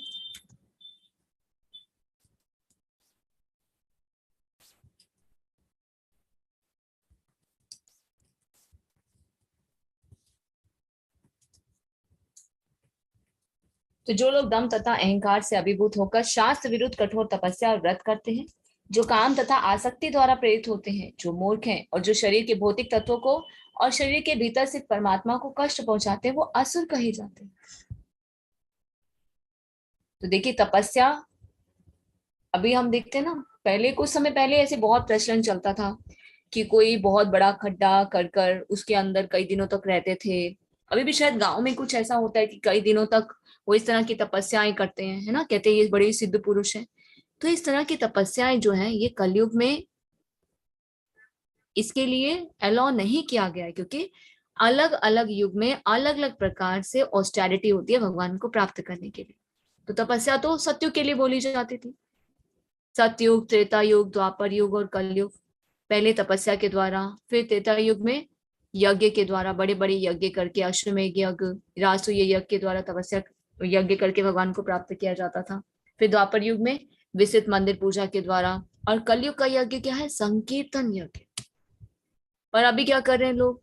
फिर से वही तपस्या अपने ही मन से, क्योंकि शास्त्र के विरुद्ध कार्य करें ना, दम और अहंकार के कारण अपने आप को बहुत श्रेष्ठ समझते, अरे मेरे अंदर तो बहुत सिद्धि है, मैं तो ये भी कर सकता हूँ, हमारे अनुसार ये होना चाहिए। तो शास्त्र के नियमों के अनुसार कार्य ना करके अपने मन से वो कार्य करें, ऐसे लोग मूर्ख हैं।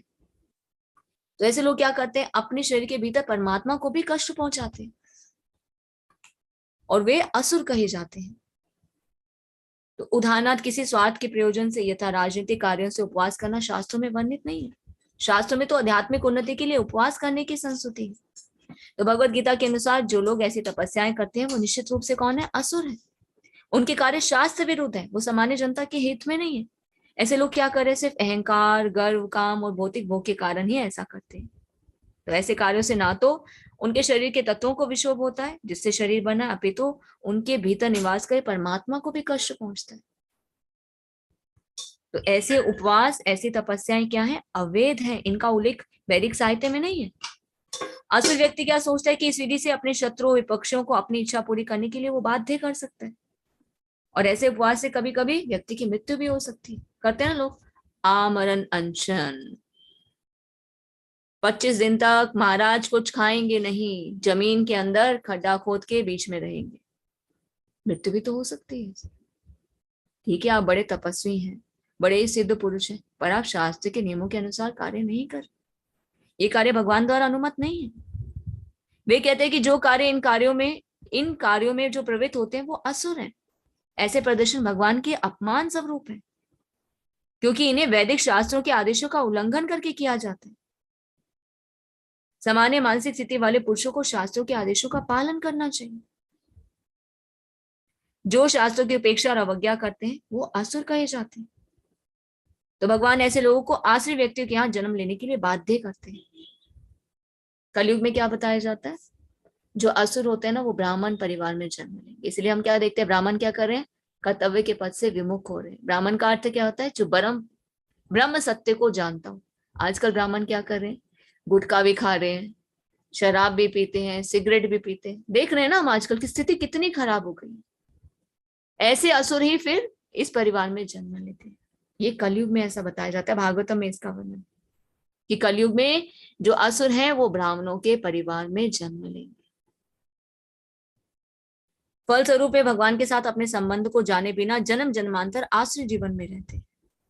किंतु यदि ऐसे व्यक्ति इतने भाग्यशाली हुए कि कोई गुरु उनका मार्गदर्शन करके उन्हें वैदिक ज्ञान के मार्ग पर ले जा सके, तो वे इस बंधन से छूटकर अंततोगत्वा परम गति को प्राप्त कर सकते हैं। तो फिर से क्या बताया जा रहा है?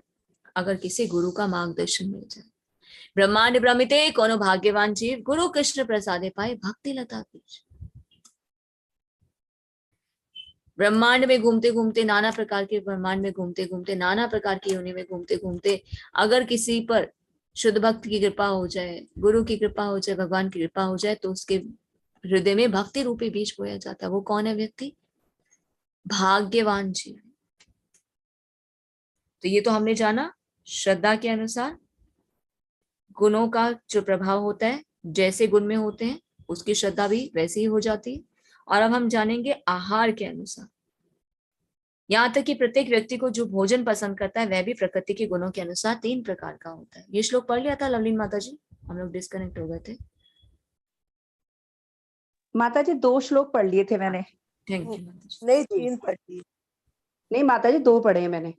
वो 3 3 हाँ 3 पढ़े, ऐड हो 3 गए ना, एक साथ थे 2। हाँ, एक साथ 2 थे, ये वाला पढ़ लिया था ना। भी पढ़ यहाँ लिया तक कि प्रत्येक व्यक्ति जो भोजन पसंद करता है वह भी प्रकृति के गुणों के अनुसार 3 प्रकार का होता है। हम देखते हैं ना, चॉइसेस भी तो अलग अलग है। किसी को सिर्फ घर का खाना अच्छा लगता है, किसी को सिर्फ होटल में खाना जाना अच्छा लगता है, किसी को सिर्फ नॉनवेज खाना अच्छा लगता है। ये भी क्या? ये भी गुण के प्रभाव के कारण होता है। यही बात यज्ञ, तपस्या और दान के लिए भी होती है। अब उनके भेदों के विषय में सुनो। तो प्रकृति के भिन्न भिन्न गुणों के अनुसार भोजन, यज्ञ, तपस्या और दान में भेद होते, वे सब एक से नहीं होते। जो लोग ये समझ सकते हैं कि किस गुण में क्या करना चाहिए वो वास्तव में बुद्धिमान है। जो लोग सभी प्रकार के यज्ञ, भोजन और दान को एक समान कर उनमें अंतर नहीं कर पाते वो अज्ञानी है। ऐसे भी प्रचारक है जो कहते हैं कि मनुष्य जो चाहे वो कर सकता है, सिद्धि प्राप्त कर सकता है। लेकिन ये मूर्ख लोग हैं जो शास्त्रों के आदेशानुसार कार्य नहीं करते। सिर्फ ये क्या करते हैं? अपनी विद्या बनाते हैं और जनता को भ्रमित करते हैं। तो कोई भी एक ऐसा व्यक्ति जो प्रचारक है पर भगवान के बारे में नहीं बोल रहा है, मनसा वाचा कर्मणा पूर्ण रूप से भगवान के शरणागत नहीं है, हमें उसे नहीं सुनना चाहिए। नेक्स्ट पढ़िए माता जी। हरे कृष्णा। अलका माता जी, अभिप्रदा माता जी पढ़िए। हरे कृष्ण माता जी, दंडवत प्रणाम। श्लोक नंबर 8।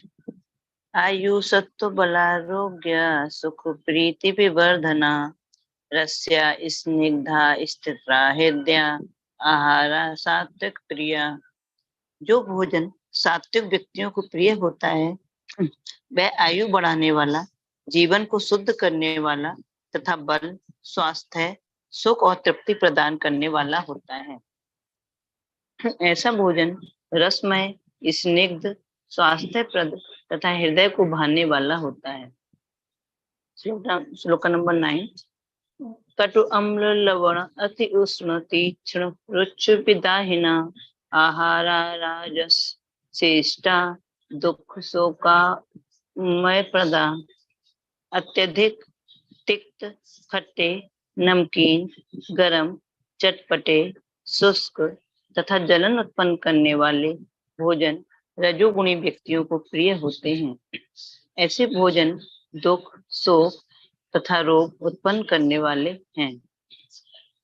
यातयामं गतरसं पूर्ति परिसितं च यतः उच्छिष्टमपि चामेध्यं भोजनं तामस प्रियम। खाने से 3 घंटे पूर्व पकाया गया स्वादहीन, वियोजित एवं सड़ा, झूठा तथा अस्पृश्य वस्तुओं से युक्त भोजन उन लोगों को प्रिय होता है जो तामसी होते हैं। तात्पर्य: आहार भोजन का उद्देश्य आयु को बढ़ाना, मस्तिष्क को शुद्ध करना तथा शरीर को शक्ति पहुंचाना है। इसका यही एकमात्र उद्देश्य है। प्राचीन काल में विद्वान पुरुष ऐसा भोजन चुनते थे जो स्वास्थ्य तथा आयु को बढ़ाने वाला हो, यथा दूध के व्यंजन, चीनी, चावल, गेहूं, फल तथा तरकारियां। ये भोजन सतोगुणी व्यक्तियों को अत्यंत प्रिय होते हैं। अन्य कुछ पदार्थ जैसे भुना मक्का, गुड़ स्वयं रुचिकर न होते हुए भी दूध या अन्य पदार्थों के साथ मिलने पर स्वादिष्ट हो जाते हैं, तब वे सात्विक हो जाते हैं। ये सारे भोजन स्वभाव से ही शुद्ध हैं। ये मांस तथा मदिरा जैसे अस्पृश्य पदार्थों से सर्वथा भिन्न है। 8वें श्लोक में जिन स्निग्ध चिकने पदार्थों का उल्लेख है, उनका पशुवध से प्राप्त चर्बी से कोई नाता नहीं होता। यह पशु चर्बी वसा, दुग्ध के रूप में उपलब्ध है, जो समस्त भोजनों में परम चमत्कारी है। दुग्ध, मक्खन, पनीर तथा अन्य पदार्थों से जो पशु चर्बी मिलती है, उससे निर्दोष पशुओं के मारे जाने का प्रश्न नहीं उठता। यह केवल पाश्विक मनोवृत्ति है, जिसके कारण पशुवध चल रहा है। आवश्यक चर्बी प्राप्त करने की सुसंस्कृत विधि दूध से है। पशुवध तो अमानवीय है। मटर, दाल, दलिया आदि से प्रचुर मात्रा में प्रोटीन उपलब्ध होता है। जो राजस भोजन कटु, बहुत लवणीय या अत्यधिक गर्म, चरपरा होता है, वह आमाशय की श्लेष्मा को घटाकर रोग उत्पन्न करता है। तामसी भोजन अनिवार्यतः वासी होता है। खाने से 3 घंटे पूर्व बना कोई भी भोजन भगवान को अर्पित प्रसादम को छोड़कर तामसी माना जाता है। बिगड़ने के कारण उससे दुर्गंध आती है, जिससे तामसी लोग प्रायः आकृष्ट होते हैं, किंतु सात्विक पुरुष उससे मुख मोड़ लेते हैं। उच्छिष्ट यानी झूठा भोजन उसी अवस्था में किया जा सकता है जब वह उस भोजन का एक अंश हो जो भगवान को अर्पित किया जा चुका हो, या कोई साधु पुरुष विशेष रूप से गुरु द्वारा ग्रहण किया जा चुका हो। अन्यथा ऐसा झूठा भोजन तामसी होता है और वह संदूषण या रोग को बढ़ाने वाला होता है।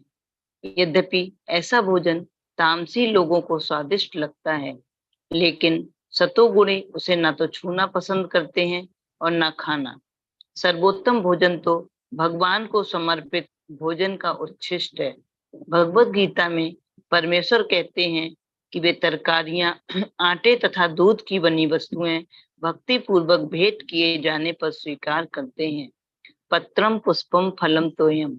निस्संदेह भक्ति तथा प्रेम ही प्रमुख वस्तुएं हैं जिन्हें भगवान स्वीकार करते हैं। लेकिन इसका भी उल्लेख है कि प्रसादम को एक विशेष विधि से बनाया जाए। कोई भी भोजन जो शास्त्रीय ढंग से तैयार किया जाता है और भगवान को अर्पित किया जाता है, ग्रहण किया जा सकता है, भले ही वह कितने ही घंटे पूर्व क्यों न तैयार हुआ हो, क्योंकि ऐसा भोजन दिव्य होता है। अतएव भोजन को रोगाणुरोधक खाद्य तथा सभी मनुष्यों के लिए रुचिकर बनाने के लिए सर्वप्रथम भगवान को अर्पित करना चाहिए। हरे कृष्ण माता जी, दंडवत प्रणाम। हरे कृष्ण माता जी, दंडवत प्रणाम। थैंक यू सो मच माता जी। तो हम जानेंगे भोजन के बारे में। तो जो भोजन सात्विक व्यक्ति को प्रिय होता है वह आयु बढ़ाने वाला, जीवन को शुद्ध करने वाला, बल, स्वास्थ्य, सुख और तृप्ति प्रदान करने वाला होता है। ऐसा भोजन रस में स्निग्ध, स्वास्थ्यप्रद, हृदय को भाने वाला होता है। ये कौन सा है? सात्विक भोजन। राजसिक भोजन अतिरिक्त तीखे, खट्टे, नमकीन, गरम, चटपटे, शुष्क, जलन उत्पन्न करने वाले भोजन रजोगुणी व्यक्तियों को प्रिय होते हैं। तो ऐसा भोजन दुख, शोक और रोग उत्पन्न करता है। उस समय तो हमें बड़ा टेस्टी लगता है ना खाना, चटपटा खाना, चिप्स खाना। आजकल लोगों को क्या है, स्नैक्स चाहिए बीच में, इंटरवल में खाना तो खाया, बीच बीच में हमें स्नैक्स चाहिए। कौन सा? तला हुआ, बाजार के पैकेट जो मिलते हैं। तो उस समय तो अच्छे लगते हैं, पर हमारे शरीर में जाकर दुख, रोग को, शोक को ये उत्पन्न करने वाले होते हैं। फिर बताया जा रहा है खाने से 3 घंटे पूर्व पकाया हुआ, स्वादहीन, वियोजित, चढ़ा जूठा, अस्पृश्य वस्तुओं से युक्त भोजन उन लोगों को प्रिय होता है जो तामसी होते हैं। देखिए आहार जो है ना, ये सबसे ज्यादा इंपॉर्टेंट है। आगे हम जो रूप गोस्वामी द्वारा कृत शास्त्र पढ़ेंगे ना, उसमें बताया जाता है 6 वेग होते हैं, उसमें से ये जो जीवा वेग है, अगर हम आहार को शुद्ध कर लेना तो हम बाकी अपने जो इंद्रियों के बाकी वेग हैं उनको हम बहुत इजीली कंट्रोल कर सकते हैं। तो अगर हम ये सोचे कि हम सिर्फ सात्विक खाएंगे और भगवान को ऑफर किया हुआ खाएंगे, तो बाकी इंद्रियों को कंट्रोल करना बहुत आसान है। तो आहार का उद्देश्य क्या है? आयु को बढ़ाना, मस्तिष्क को शुद्ध करना और शरीर को शक्ति पहुंचाना। पर हम क्या करते हैं? पेट भरने के लिए खाते हैं। कहते हैं आहार को ना एक दवाई की तरह खाना चाहिए, ये देखना चाहिए कि इससे हमें क्या बेनिफिट मिलेंगे। हम क्या करते हैं? पका हुआ खाना ज्यादा खाते हैं। पर तो साइंस भी मानती है कि जितना कच्चा हम रॉ लेते हैं ना, उतना क्या होता है, हम स्पेशली एडवांस हो पाते हैं। क्यों? क्योंकि जितना फ्रेश होगा उतना हमारे मस्तिष्क के तंतु क्या होंगे? शुद्ध होंगे। जितना शुद्ध आहार उतने मस्तिष्क के तंतु भी शुद्ध होते हैं। पका हुआ खाना पेट तो भरता है, एनर्जी तो देता है, पर उसमें इतनी प्योरिटी नहीं रह जाती, इतने उसमें न्यूट्रिशन नहीं रहते, क्योंकि कुकिंग करने के बाद उसमें न्यूट्रिशन क्या हो जाते हैं? कम हो जाते हैं। तो हमें क्या करना चाहिए? बैलेंस्ड करना चाहिए। अभी डीआईपी डाइट बहुत प्रचलन में है ना, तो बीमारियों को रिवर्स करने के लिए कितनी बड़ी बड़ी बीमारियां हो गई हैं। क्यों हो गई है बड़ी बीमारियां? इंडिया में पहले कैंसर नहीं था, अब यहाँ पर क्या हुआ है, जो विदेशों में प्रचलन था पैक्ड फूड का, पैक्ड फूड में क्या होता है? एसिड डला होता है। और ये कैंसर जो बीमारी है जो आजकल हर दूसरे घर में देखी जाती है, उसका कारण क्या है? पैक्ड फूड का ज्यादा सेवन करना। पहले अगर हम देखें, हम जब छोटे हुआ करते थे, हम कितना पैक्ड फूड खाते थे, कितने हमने बिस्किट खाए हैं, कितनी नमकीन खाई है। घर में क्या बनता था? पूरी, छोले, पकौड़े, है ना, फ्रूट्स, वेजिटेबल्स, हम ये सब चीजें ज्यादा खाते थे।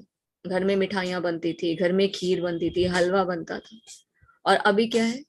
मार्केट से लाया, खोला और खाया। उसमें क्या होता है?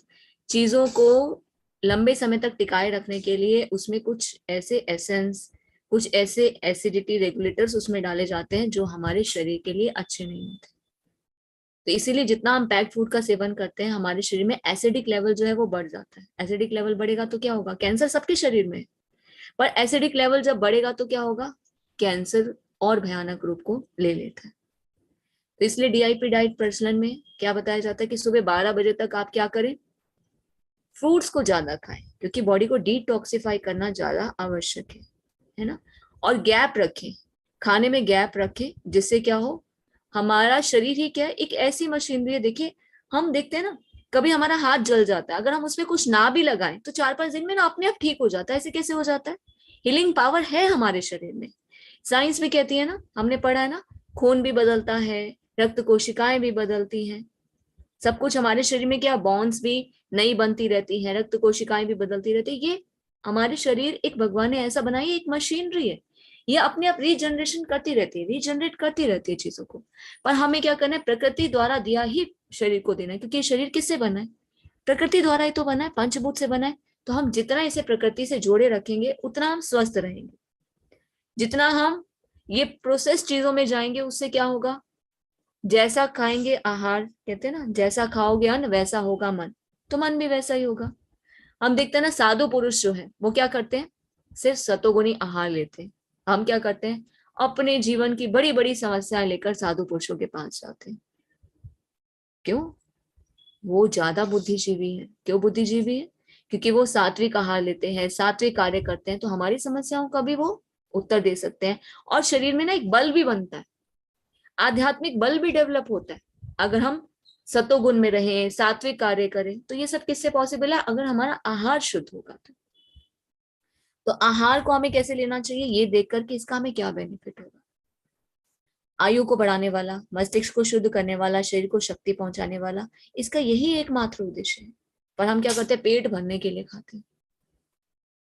पेट तो हमारा सलाद से भी थोड़े समय के लिए भर जाता है। आप दिन में 10 बार फ्रूट्स खाइए, एक बार आप खाना खाइए। अब चातुर्मास में कुछ लोग तो व्रत भी लेते हैं, एक समय ही खाना खाएंगे, और बाकी समय अगर आपको भूख लगती है, इतनी वैरायटीज हैं, दूध है, फल है, ड्राई फ्रूट्स हैं, आप उन्हें लीजिए, उससे शरीर को और पोषण मिलता है ना। तो प्राचीन काल में जो विद्वान थे पुरुष ऐसा ही भोजन चुनते थे जो स्वास्थ्य और आयु को बढ़ाने वाला, जैसे कि दूध के व्यंजन, चीनी, चावल, गेहूं, फल और तरकारी।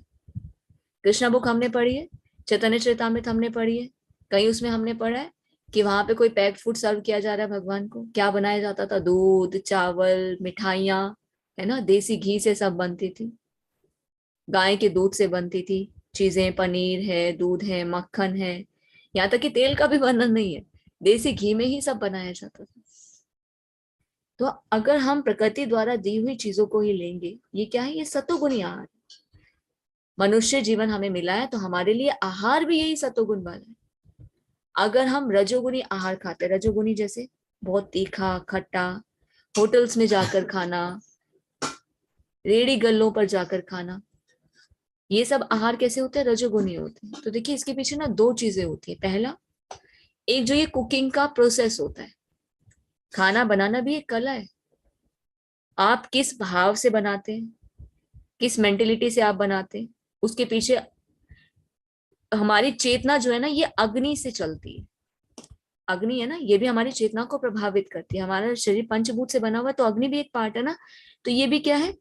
चेतना हमारी इससे प्रभावित होती है। मान लीजिए खाना बनाने वाला नॉनवेज खाता है, शराब पीता है, झगड़ा करता है, चोरी करता है, गलत चीजों को सोचता है, तो वो खाना बनाएगा और उसके हाथ काम खाएंगे तो वो एनर्जी हमारे अंदर ट्रांसफर होगी। तो कई बार हम देखते हैं ना, कभी कभी लगता है यार हम तो ऐसे हैं ही नहीं, पता नहीं हमने ऐसे क्यों सोचा, ऐसे क्यों झगड़ा किया, क्यों हमें इतना गुस्सा आने लग गया। इसके पीछे क्या चीज है? चेक करना चाहिए कि हम आहार कौन सा ले रहे।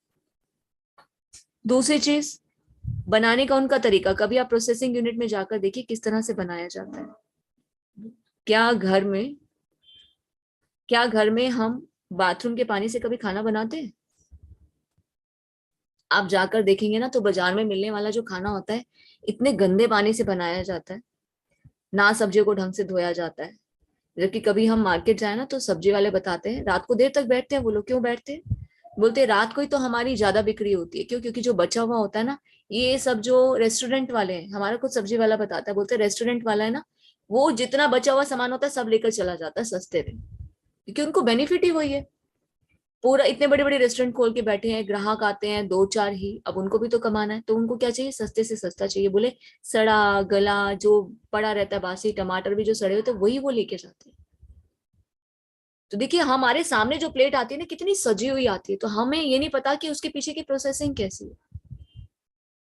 घर में माताएं कैसे खाना बनाती हैं, यहाँ पर माता जी हैं, तो कैसे खाना बनाते हैं? क्लीन अप करके, साफ सफाई से, शुद्ध पानी से, प्रेम से। क्या हम गुस्से से खाना बनाते हैं? अरे इनको तो खाली पेट भरने के लिए देना चाहिए? नहीं, मेरा बच्चा भूखा है, प्रेम होता है ना उसमें। पति सुबह से गए हैं, मेहनत कर रहे हैं, पति को देना है, चिंता है, प्रेम है उसमें, तो हम क्या कर रहे हैं? उसमें वो भाव डाल रहे हैं। साथ में हम बैठकर खाते हैं, उनके लिए प्रेम से बनाते हैं, तो वो चेतना उनमें आती है। आजकल क्या चल रहा है? आजकल माता जी इसका क्या है? जिम जाना है, शॉपिंग जाना है, बच्चों को ऐसे स्कूल में डालते हैं, आजकल तो स्कूल में ही खाना मिलता है। मेरे साथ बहुत बड़ी प्रॉब्लम थी जब मेरी डॉटर स्कूल गई, सबसे अच्छे स्कूल में डाला, सबसे अच्छे के यहाँ तो सभी स्कूलों में ऐसा ही है कि खाना आपको स्कूल से ही खाना पड़ेगा, ब्रेकफास्ट भी, लंच भी और स्नैक्स भी। अब ये तो बहुत बड़ी प्रॉब्लम, हम तो अभी भक्त हैं, भगवान को बिना ऑफर किए हुए तो हम खाते नहीं है। बहुत झगड़ा हुआ, लेटर तक लिख के देखिए हम नहीं लेंगे स्कूल का, हम आप हमसे फीस ले लीजिए, आप जो भोजन दे रहे हैं, पर घर से हम देंगे। बहुत मुश्किल से फिर ऐसा हुआ, 5 साल इतनी मुश्किल से निकाले झगड़ा कर करके कि वहां से कंप्लेंट आती थी और बच्चे बोलते हम भी घर से लेकर जाएंगे। तो उनको क्या करना पड़ा, 15 दिन में एक बार होम फूड चालू करना पड़ा हमारी वजह से, कि कम से कम बच्चों को ये रहे कि हाँ हम भी घर से खाना लेकर आते हैं। फिर हमारी जान छूटी और हम फिर ठीक है 5th स्टैंडर्ड तक उसको इस तरह से करके लेकर आए। तो देखिए आहार इतना इंपॉर्टेंट है, और ये चीज हमने प्रैक्टिकली भी फील करके देखी है, एक्सपेरिमेंट भी एक तरह से करके देखा है। बच्चे को हमने आज तक बिना भगवान का भोग लगाए खिलाया नहीं। तो अभी वो जिस एज में, 14 एज में, भक्ति शास्त्री का कोर्स उसका कंप्लीट हो चुका है। नेक्स्ट भक्ति वैभव कर रही है, सर्टिफिकेट आ चुका है भक्ति शास्त्री का, और भक्ति वैभव उसका स्टार्ट हो गया, शास्त्रों को वो पढ़ रही है, 10th स्टैंडर्ड में उसका एडमिशन है, कोई उसका ट्यूशन नहीं है, कोई हम उसकी हेल्प नहीं करते, सब इंग्लिश में कर रही है। भक्ति शास्त्री का कोर्स भी इंग्लिश में किया है, जबकि स्कूल कब तक गई है, 5th स्टैंडर्ड तक गई है। ये कहाँ से हो रहा है, ये चेतना कितनी प्रभावित हो रही है, इतना बुद्धिमत्ता कैसे आ रही है। एक तो प्रभुपाद की बुक्स में इतनी शक्ति है, ऊपर से आहार में शुद्धता है, तो उसका बेनिफिट हमें दिख रहा है। उसकी जो अब भौतिक पढ़ाई है, वो अब 10th स्टैंडर्ड की जो पढ़ाई करी है, उसमें सब्जेक्ट्स भी क्या चूज किए, अकाउंट्स, इकोनॉमिक्स, और कोई ट्यूशन नहीं, सब अपने आप कर रही है पढ़कर। तो ये हेल्प मिलती है।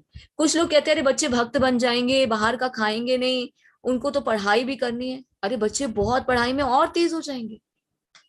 यहाँ पर अशोक प्रभु जी की पोती है अनन्या, बहुत स्मार्ट है, पढ़ने में भी और शास्त्रों को पढ़ने में भी। तो क्या है, भक्ति करने वाले बच्चे क्या होते हैं, जान पाते हैं, घर में वो माहौल ऐसा मिलता है, माता पिता का प्रेम मिलता है, आहार शुद्ध मिलता है, भक्ति मिलती है, तो क्या होता है, कंप्लीट पोषण वो हो पाता है। तो ये सब चीजें क्या हमारी चेतना को इफेक्ट करती है। अब ये तो भगवत गीता, भगवान भक्ति के बारे में तो बता रहे हैं, और हमें जीवन में कैसा भोजन करना चाहिए वो भी बता रहे हैं। तो देखिए आहार सबसे ज्यादा इंपॉर्टेंट है। अगर हम भक्ति में भी प्योरिटी लाना चाहते हैं ना, कई बार हमें लगता है ना अरे हम तो भक्ति कर रहे हैं इतने समय से, पर शुद्धता तो आ ही नहीं रही, भगवान में रस तो आ ही नहीं रहा, भगवान से प्रेम तो हो ही नहीं रहा। तो चेक कीजिए आपका आहार कैसा है। बिना भगवान को भोग लगाए हमें नहीं खाना चाहिए, प्रयास तो करके देखिए। फिर प्रॉब्लम होती है बाहर जाए तो, अगर आपकी इच्छा होगी ना तो भगवान वहां भी व्यवस्था कर देंगे। पर हम क्या करते हैं ना, नहीं नहीं पता नहीं वहां पे व्यवस्था होगी कि नहीं होगी, चलो वहां पर खा लेते। बाहर जाते हैं तो आप फ्रूट्स भी खा सकते हैं, और चीज क्या चीज आपको अलो है, दूध से बनी चीजें भी आप मन से भोग लगाकर भगवान को ऑफर कर सकते हैं, कुछ घर से भी बनाकर लेकर जा सकते हैं। तो कुछ हमें अपने जीवन में ना, एक बोलते हैं ना, थोड़ा कट्टर बनना पड़ेगा। अगर अच्छे भक्त बनना है, शुद्धता चाहिए जीवन में, तो हमें भी शास्त्रों में बताए गए नियमों को जीवन में खाली पढ़ना नहीं, उतारना भी पड़ेगा। तो हमें क्या करना है, प्रकृति द्वारा मिलने हुए जो हमें पदार्थ है उनको हमें भगवान को ऑफर करके खाना चाहिए।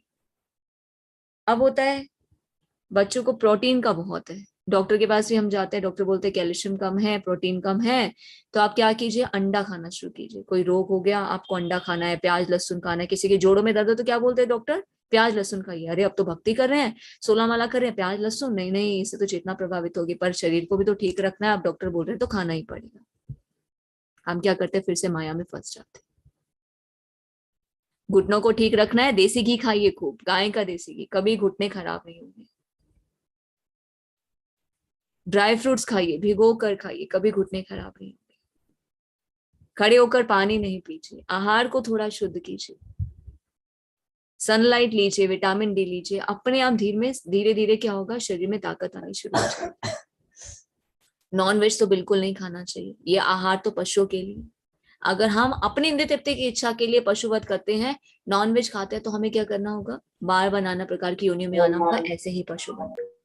तो ये पशु पार्श्विक मनोवृत्ति, तभी तो पशुवध चल रहा है। तो हमें क्या करना है, सबसे पहले अपने आहार को शुद्ध करना है, और 3 घंटे से पहले बना हुआ खाना भी हमें नहीं खाना चाहिए। अगर ऑफर्ड है तो उसे हम खा सकते हैं, अदरवाइज हमें ताजा बनाना चाहिए, ताजा भगवान को भोग लगाएं और ताजा ही खाएं। भगवत गीता में भगवान कहते हैं कि तरकारियां, आटे और दूध की बनी वस्तुएं भक्ति पूर्वक भेंट किए जाने पर ही भगवान स्वीकार करते हैं, अन्यथा हम पत्रम पुष्पम फलम तोयम। भगवान को हम पत्र, पुष्प, फल या जल भी तो ऑफर कर सकते हैं, भगवान उसे भी स्वीकार करते हैं। कोई भी भोजन जो शास्त्रीय ढंग से तैयार किया जाता है, भगवान को अर्पित किया जाता है, भगवान ग्रहण करते हैं, भले वो कितने ही घंटे पूर्व क्यों ना पकाया। चैतन्य चरितामृत में बहुत सुंदर वर्ष आता है दमयंती महारानी का। जब चैतन्य महाप्रभु पानी हाटी जाते हैं तो वहां पर रघुनाथ दास गोस्वामी की जो बहन होती है दमयंती महारानी, वो चैतन्य महाप्रभु के लिए भोजन बनाते हैं। अभी भी वो किचन है, हम पानीहाटी कभी जाते हैं तो वहां पर हिज ग्रेस राधापाद प्रभु जी जो वहां पे टेम्पल प्रेजेंट है, हमें वहां उस जगह पर लेकर जाते हैं जहां पर रघुनाथ दास गोस्वामी की समाधि है, रघुनाथ भट्ट गोस्वामी सॉरी, और दमयंती महारानी की किचन है। तो दमयंती महारानी क्या करती थी, चैतन्य महाप्रभु के लिए भोजन बनाती थी और उन्हें भोजन पैक करके देती थी। और चैतन्य महाप्रभु क्या करते थे, पूरा 1 साल उस भोजन को खाते थे, क्योंकि 1 साल बाद पानीहाटी जाते थे, थोड़ा थोड़ा उसमें से निकाल कर खाते थे। रागवेर थैली बोलते हैं उसे, थैलियां बना देती थी छोटी छोटी और उसमें भोजन डाल देती थी। और चैतन्य महाप्रभु पूरा 1 साल अगर कहीं भोजन कर भी रहे ना तो भी उस थैली में से निकाल निकाल कर खाते थे थोड़ा, 1 साल तक। और एक बुक भी बताई जाती है उनकी, अगर हम उस बुक को पढ़ लेना तो हमारा कुकिंग स्टाइल ही चेंज हो जाए। कहते बहुत ही पवित्रता से बनाना चाहिए भोजन, ये भी एक कला है। शास्त्रों में भी इसका वर्णन किया गया कि हमें पाक कला में भी निपुण होना चाहिए। सबसे पहले नहाए धोए किचन को पूरा साफ करें, गंदी किचन में कभी भी काम नहीं करना चाहिए। जैसे कई बार बताया जाता है ना कुछ शास्त्रों में कि हम किचन को ऐसे ही छोड़ देते हैं, कुछ एनर्जीज होती हैं, कुछ आत्माएं होती हैं, आती हैं, घर के जो पूर्वज होते हैं आते हैं, बनाकर खाते हैं। बड़े लोग ऐसा बताते हैं ना कि रात को किचन में गंदा बर्तन मत छोड़ो, तवा सीध मत रखो, ऐसे चकला बेलना जो होता है उसको ऐसे खुला मत छोड़ो, उसको हटाओ वहां से, उसको धोकर रखो। बड़े लोग ये बताते थे पहले के समय में, हमने अपनी परदादी परनानी से ऐसा कुछ सुना हुआ है। तो बताया जाता है कि ये एनर्जीज होती है, हमें क्या करना चाहिए, सबसे पहले शुद्ध करना चाहिए। जब कृष्णा बुक पढ़ते हैं तब भी बताया जाता है कि एक जो ब्राह्मण थे, जब भगवान ने छकड़े के द्वारा उनका वध किया था, तो वो भी जब आए थे एक ब्राह्मण के वेश में तो उन्होंने भोजन की मांग की थी। तो यशोदा मैया ने क्या किया था, सबसे पहले किचन को क्लीन किया था। तो शास्त्रों में ये लीलाएं हैं बताई जाती है, किचन को क्लीन किया था, अपने हाथों से भोजन बनाया था और बहुत ही क्लीनलीनेस के साथ करना चाहिए। शिल प्रभुपाद भी इस पर बल देते थे और भक्तिचार्य स्वामी महाराज भी बताते थे कि हमें हर एक चीज को पहले धोना चाहिए। हम क्या करते हैं, पहले सब्जियों को छील लेते हैं फिर काट कर धोते हैं, नहीं, पहले उनको धोना चाहिए। अब तो कोरोना आया, कुछ लोग तो सीख गए हैं, एक प्रॉपर जो सिस्टमेटिक वे होता है वो क्या होता है, पहले आप जो भी लाते हैं फल और सब्जियां, पहले उनको धोए, फिर उनका छिलका निकाले, फिर उनको धोए, फिर उनको काटे, फिर उनको धोए। इतना प्रोसेसिंग होता है कि उसमें क्लीनलीनेस आपको चाहिए। एक वर्ष होता और आता है चैतन्य चरितामृत में, यहाँ तक कि जब चैतन्य महाप्रभु के लिए नारियल, जब उनको ऑफर किया जाता था नारियल पानी, तो एक बार रघुनाथ दास गोस्वामी जो थे उनको नारियल ऑफर करने के लिए एक शिष्य को बोलते कि आप नारियल लेके आओ। तो वो नारियल लेकर आता है और क्या करता है, एक हाथ चौखट पे रखता है। चौखट समझते ना, घर की जो चौखट होती है, दरवाजा होता है उसके ऊपर चौखट, तो वो चौखट पे रखता है, उसमें मिट्टी लगी होती है और उसी हाथ से नारियल को नीचे रख देता है। वो क्या करते हैं रघुनाथ दास गोस्वामी, उठाकर बाहर फेंक देते हैं खिड़की से नारियल। ये मैं ऑफर नहीं करूंगा चैतन्य महाप्रभु को। 2 किलोमीटर दूर जाते हैं, फिर से और नारियल लेकर आते हैं। तो देखिए बताया जाता है कि हमें जो हम चीजें लेकर आ रहे हैं भगवान को भोग लगाने के लिए, वो भी हाई क्वालिटी की होनी चाहिए और उसके बाद उसमें शुद्धता भी होनी चाहिए, क्लीनलीनेस भी होनी चाहिए। हम भगवान को भोग लगा रहे हैं। और जब बनाते हैं उसके बाद प्रोसेस क्या आता है, एक तो देख कर लेकर आए, अच्छे से अच्छा लेकर आए, भगवान को भोग लगाना है। उसके बाद उसे क्लीन करें, किचन को क्लीन करें, सब्जियों को अच्छे से धोएं, फिर उसको प्रॉपरली चॉप करें। फिर उसके बाद जब हम बनाते हैं तो चेतना के साथ बनाना चाहिए। कौन सी चेतना के साथ, या तो हरे कृष्ण महामंत्र को सुने या फिर कोई लेक्चर सुने या मन में जप करते रहें, क्योंकि हम जिस चेतना से सुनेंगे, जिस भाव से हम सुनेंगे, तो वो सारी एनर्जी उस भोजन में आ जाती है। तो हम ये प्रैक्टिकली भी करके देख सकते हैं, है ना। तो इस प्रकार से हमें कुकिंग करनी चाहिए और फिर हमें भगवान को ऑफर करना चाहिए। देखिए भगवान तो प्रेम पूर्वक सब कुछ ग्रहण करते हैं, पर हमें भी कुछ चीजों का ध्यान रखना चाहिए, वो पूरे ब्रह्मांड के स्वामी है ना। तो हमें किस प्रकार उनको ऑफर करना चाहिए। अगर घर में भगवान आ जाए तो हम कैसे भोजन बनाएंगे, बेस्ट से बेस्ट चीज हम लेकर आएंगे ना, तो उस प्रकार से हमें भगवान की सेवा करनी चाहिए। तो जितनी प्योरिटी हम हर चीजों में लेके आते रहेंगे ना, धीरे धीरे आप इन चीजों को कीजिए। यशोदा मैया तो रोज का गेहूं ताजा पीसती थी। तो ये जब स्टोरी सुनी ना तो मुझे भी एक दिमाग में सनक हो गई, तो मैं भी अब रोज का आटा रोज घर में पीसते। तो कुछ चीजें करनी चाहिए। ये एक ऐसा नहीं है कि सनक नहीं है, कुछ लोग बोलते हैं सनक है, पर एक अच्छा लगता है, प्योरिटी।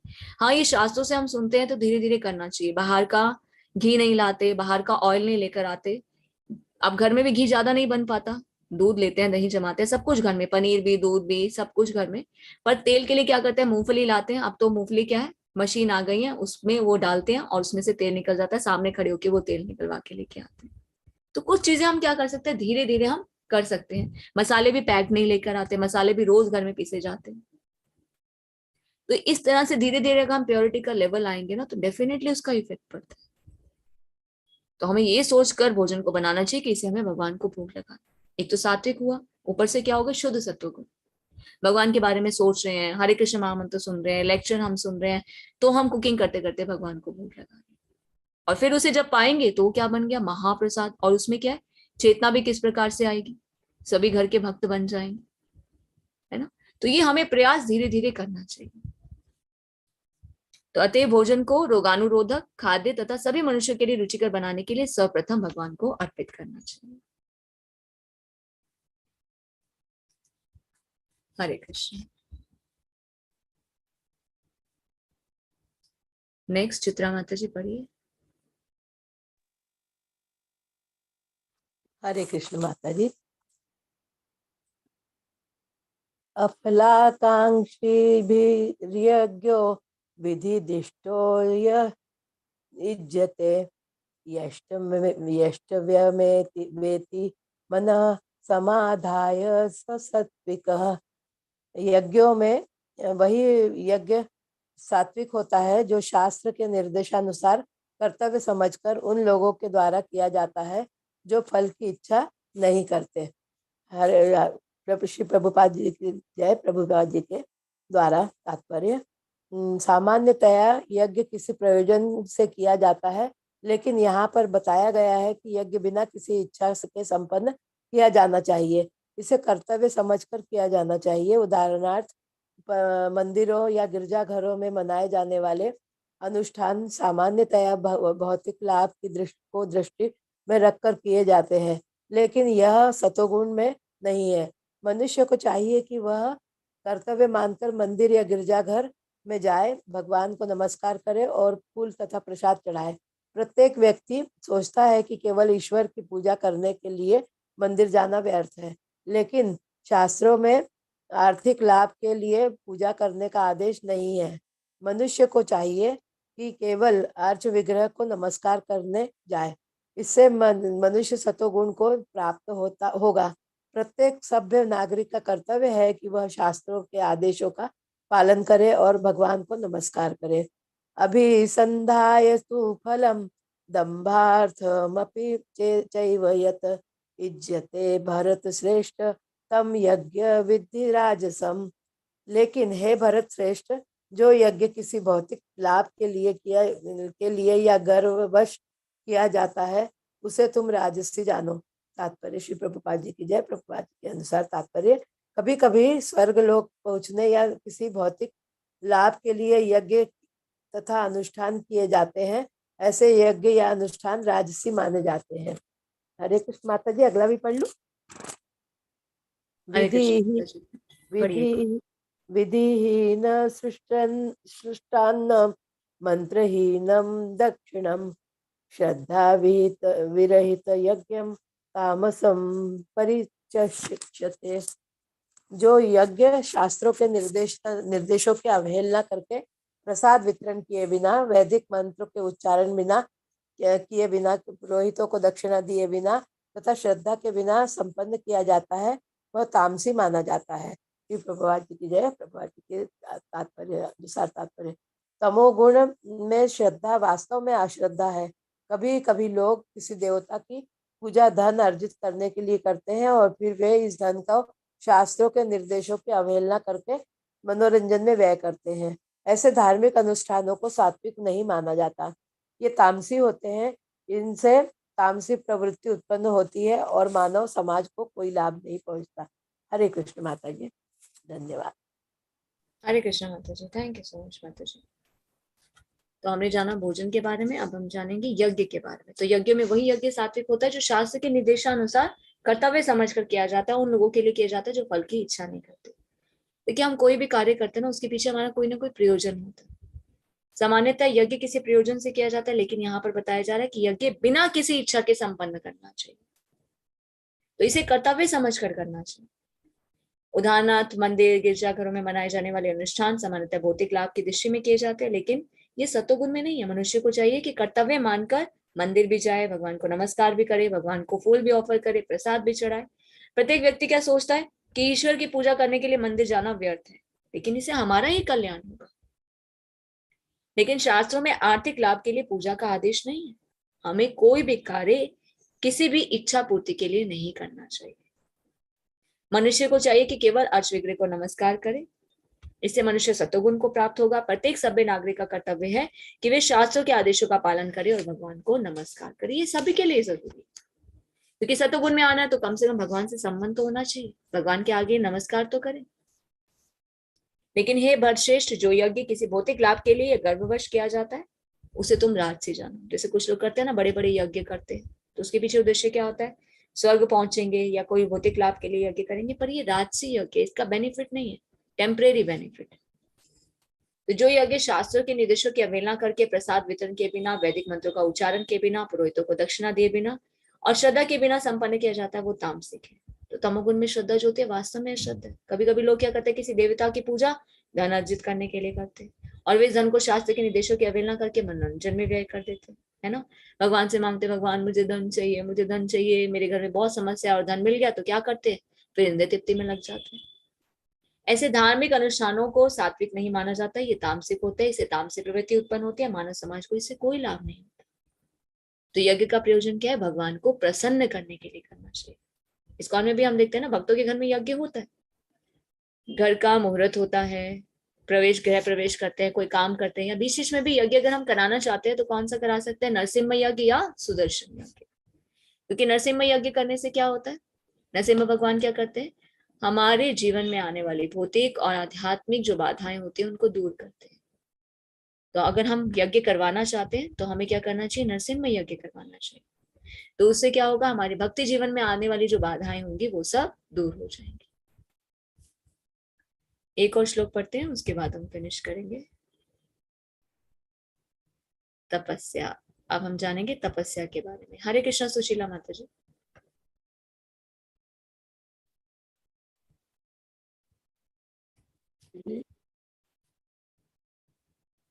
हरे कृष्णा। हरे कृष्णा माता जी। कौन से श्लोक से पढ़ना है माता जी? 14वां श्लोक पढ़ना है। हाँ, तो क्या बीच में खाना देने चली गई थी ना, इसलिए। ठीक है। हरे कृष्ण माता। हरे कृष्णा। देव द्विज गुरु प्राज्ञ पूजनम शौचम आजर्वम ब्रह्मचर्यम अहिंसा च शारीरम तपः उच्यते। परमेश्वर ब्राह्मणों, गुरु माता पिता जैसे गुरुजनों की पूजा करना तथा पवित्रता, सरलता, ब्रह्मचर्य और अहिंसा ही शारीरिक तपस्या है। तात्पर्य श्रील प्रभुपाद जी के द्वारा। श्रील प्रभुपाद जी की जय हो। यहाँ पर भगवान तपस्या के भेद बताते हैं। सर्वप्रथम वे शारीरिक तपस्या का वर्णन करते हैं। मनुष्य को चाहिए कि वह ईश्वर या देवों, योग्य ब्राह्मणों, गुरु तथा माता पिता जैसे गुरुजनों या वैदिक ज्ञान में पारंगत व्यक्ति को प्रणाम करे या प्रणाम करना सीखे। इन सब का समुचित आदर करना चाहिए। उससे चाहिए कि आंतरिक तथा बाह्य रूप में अपने आप को शुद्ध करने का अभ्यास करे और आचरण में सरल बनना सीखे। वह ऐसा कोई कार्य न करे जो शास्त्र सम्मत न हो। वह वैवाहिक जीवन के अतिरिक्त मैथुन में रत न हो, क्योंकि शास्त्रों में केवल विवाह में ही मैथुन की अनुमति है, अन्यथा नहीं। यह ब्रह्मचर्य कहलाता है। यह सब शारीरिक तपस्याएं है। आगे का श्लोक पढ़ो माता जी। हरे कृष्ण माता जी। थैंक यू सो मच माता जी। इतना ही करते हैं, श्री काफी लेट हो जाएगा सभी को सोने में। तो परमेश्वर ब्राह्मणों, गुरु, माता पिता जैसे गुरुजनों की पूजा करना, पवित्रता, सरलता, ब्रह्मचर्य, अहिंसा ही शारीरिक तपस्या है। तो तपस्या भी अलग अलग प्रकार की होती है। शारीरिक तपस्या, वाणी की तपस्या, मन की तपस्या। तो आज हम जानेंगे शारीरिक तपस्या के बारे में। तो सर्वप्रथम शारीरिक तपस्या का भगवान वर्णन करें तो मनुष्य को क्या चाहिए? भगवान को, योग्य ब्राह्मणों को, गुरु और माता को देखते ही प्रणाम करें, है ना, उन्हें प्रणाम करना चाहिए। ये भी एक तपस्या है। उनका आदर करना चाहिए। उसे चाहिए कि आंतरिक बाह्य रूप से अपने को शुद्ध करने का प्रयास करे, आचरण में सरल बनना सीखे। बाह्य क्लीनिनेस तो हम करते हैं ना, नहाते हैं, धोते हैं, अपने आप को साफ रखते हैं, तो इंटरनल क्लीनिनेस भी होनी चाहिए। हमें क्या करना चाहिए? हरे कृष्ण महामंत्र का जप करना चाहिए, श्रवण और कीर्तन करना चाहिए और आचरण में सरल बनना सीखे। वह ऐसा कोई कार्य ना करे जो शास्त्र सम्मत ना हो।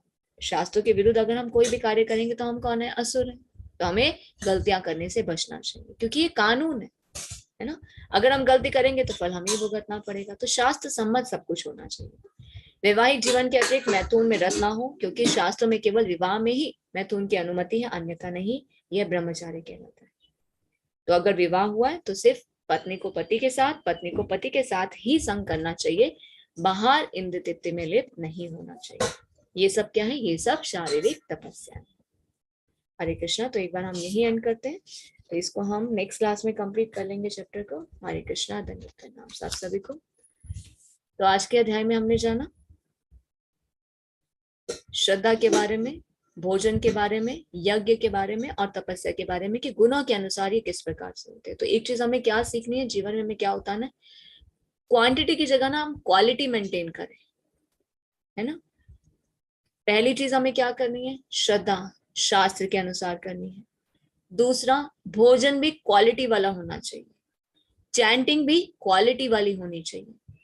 एक आप लोगों को ग्रुप में हमने भेजा है, जो हमारा रीडिंग ग्रुप है ना भक्ति शास्त्री का अलग से, उसमें आप पढ़ सकते हैं कि किस प्रकार क्वालिटी चैंटिंग करने से भक्ति विनोद ठाकुर ने प्रेतों से मुक्ति प्राप्त की। एक ब्राह्मण है, वो भी नाम जप करता है, पर उसे प्रेत सताते हैं, वो भी हरे कृष्ण महामंत्र का जप करता है, पर भक्ति विनोद ठाकुर ने सिर्फ एक बार नाम जप किया, तो तब कैसे प्रेत से मुक्ति हो गई? क्योंकि क्वालिटी इज इंपॉर्टेंट। इसलिए हमारे आचार्य के बताते हैं quantity is not more important, quality is important, है ना। 16 माला अगर हम कर रहे हैं, पर हमें क्या करना है? अब हम 16 माला नियमित रूप से कर रहे हैं, इसमें क्वालिटी लेकर बहुत अच्छे से करें, क्योंकि नाम में और भगवान में कोई भी अंतर नहीं। जब हम हरे कृष्ण महामंत्र का जप करते हैं तो भगवान हमारी जीवा पे नृत्य करते हैं। तो हमें कितनी, अब भगवान हमारे सामने आकर बैठे तो हमें कैसे नाम जप करना चाहिए, ये सोच कर करना चाहिए। जब हम नाम जप कर रहे हैं तो हमें ये सोचना चाहिए कि हम गुरु के चरणों में बैठे, भगवान हमारे सामने बैठे, तो इस क्वालिटी से हमें नाम जप करना चाहिए। नहीं तो हम क्या करते हैं? मैकेनिज्म, अरे कब खत्म होगी, बस 16 माला हो गई, चलो बहुत बड़ा काम कर लिया आज, है ना। तो ये मेंटेलिटी को हमें धीरे धीरे अपनी मनोवृत्ति को बदलना होगा, क्वालिटी लेकर आनी होगी। क्योंकि जैसे जैसे हम शास्त्रों को पढ़ेंगे, अभी और आगे जो हम शास्त्र पढ़ने वाले ना, उसमें और डीप ये बातें बताई जाएंगी कि हाँ अब हम चीजों को जान गए, आप क्वालिटी मेंटेन कीजिए, पवित्रता शुद्धता लेकर आइए। आहार में शुद्धता, नाम जप में शुद्धता, व्यवहार में शुद्धता। Hare Krishna. Thank you so much. Hare Krishna. Srila Prabhupada की जय। आप सभी सुंदर भक्तों की जय। तो अटेंडेंस का लिंक चैट बॉक्स में हरि प्रभु जी ने डाल दिया। आप सभी से रिक्वेस्ट है अपनी अटेंडेंस को फिल करें। हरे कृष्ण माता जी, दंडवत प्रणाम। हरे कृष्ण प्रभु जी, दंडवत प्रणाम। हरे कृष्ण माता जी, दंडवत प्रणाम। हरे कृष्ण माता जी, दंडवत प्रणाम। हरे कृष्णा माता जी, दंडवत प्रणाम। दंडवत प्रणाम माता जी। कोई प्रश्न? हरे कृष्णा माता जी, दंडवत प्रणाम माता जी। हरे कृष्णा माता जी, दंडवत हरे प्रणाम। कृष्णा, दंडवत प्रणाम। जुली माता जी, गीता माता जी, दंडवत प्रणाम सब सभी को। हरे कृष्ण जागृति माता जी, दंडवत प्रणाम। हरे कृष्णा माता जी, प्रणाम। हरे कृष्ण आनंद माता जी, दंडवत प्रणाम। स्नेह माता जी, दंडवत प्रणाम। सभी प्रदा माता जी, आप सबको दंडवत प्रणाम। हरे कृष्णा माता जी। हरे कृष्णा माता जी, दंडवत प्रणाम। कोई प्रश्न किसी को कमेंट करना चाहते हैं? हरे कृष्ण। हरे कृष्ण माता जी, दंडवत प्रणाम। हरे कृष्ण प्रभु जी, दंडवत। हरे कृष्ण माता जी, दंडवत प्रणाम।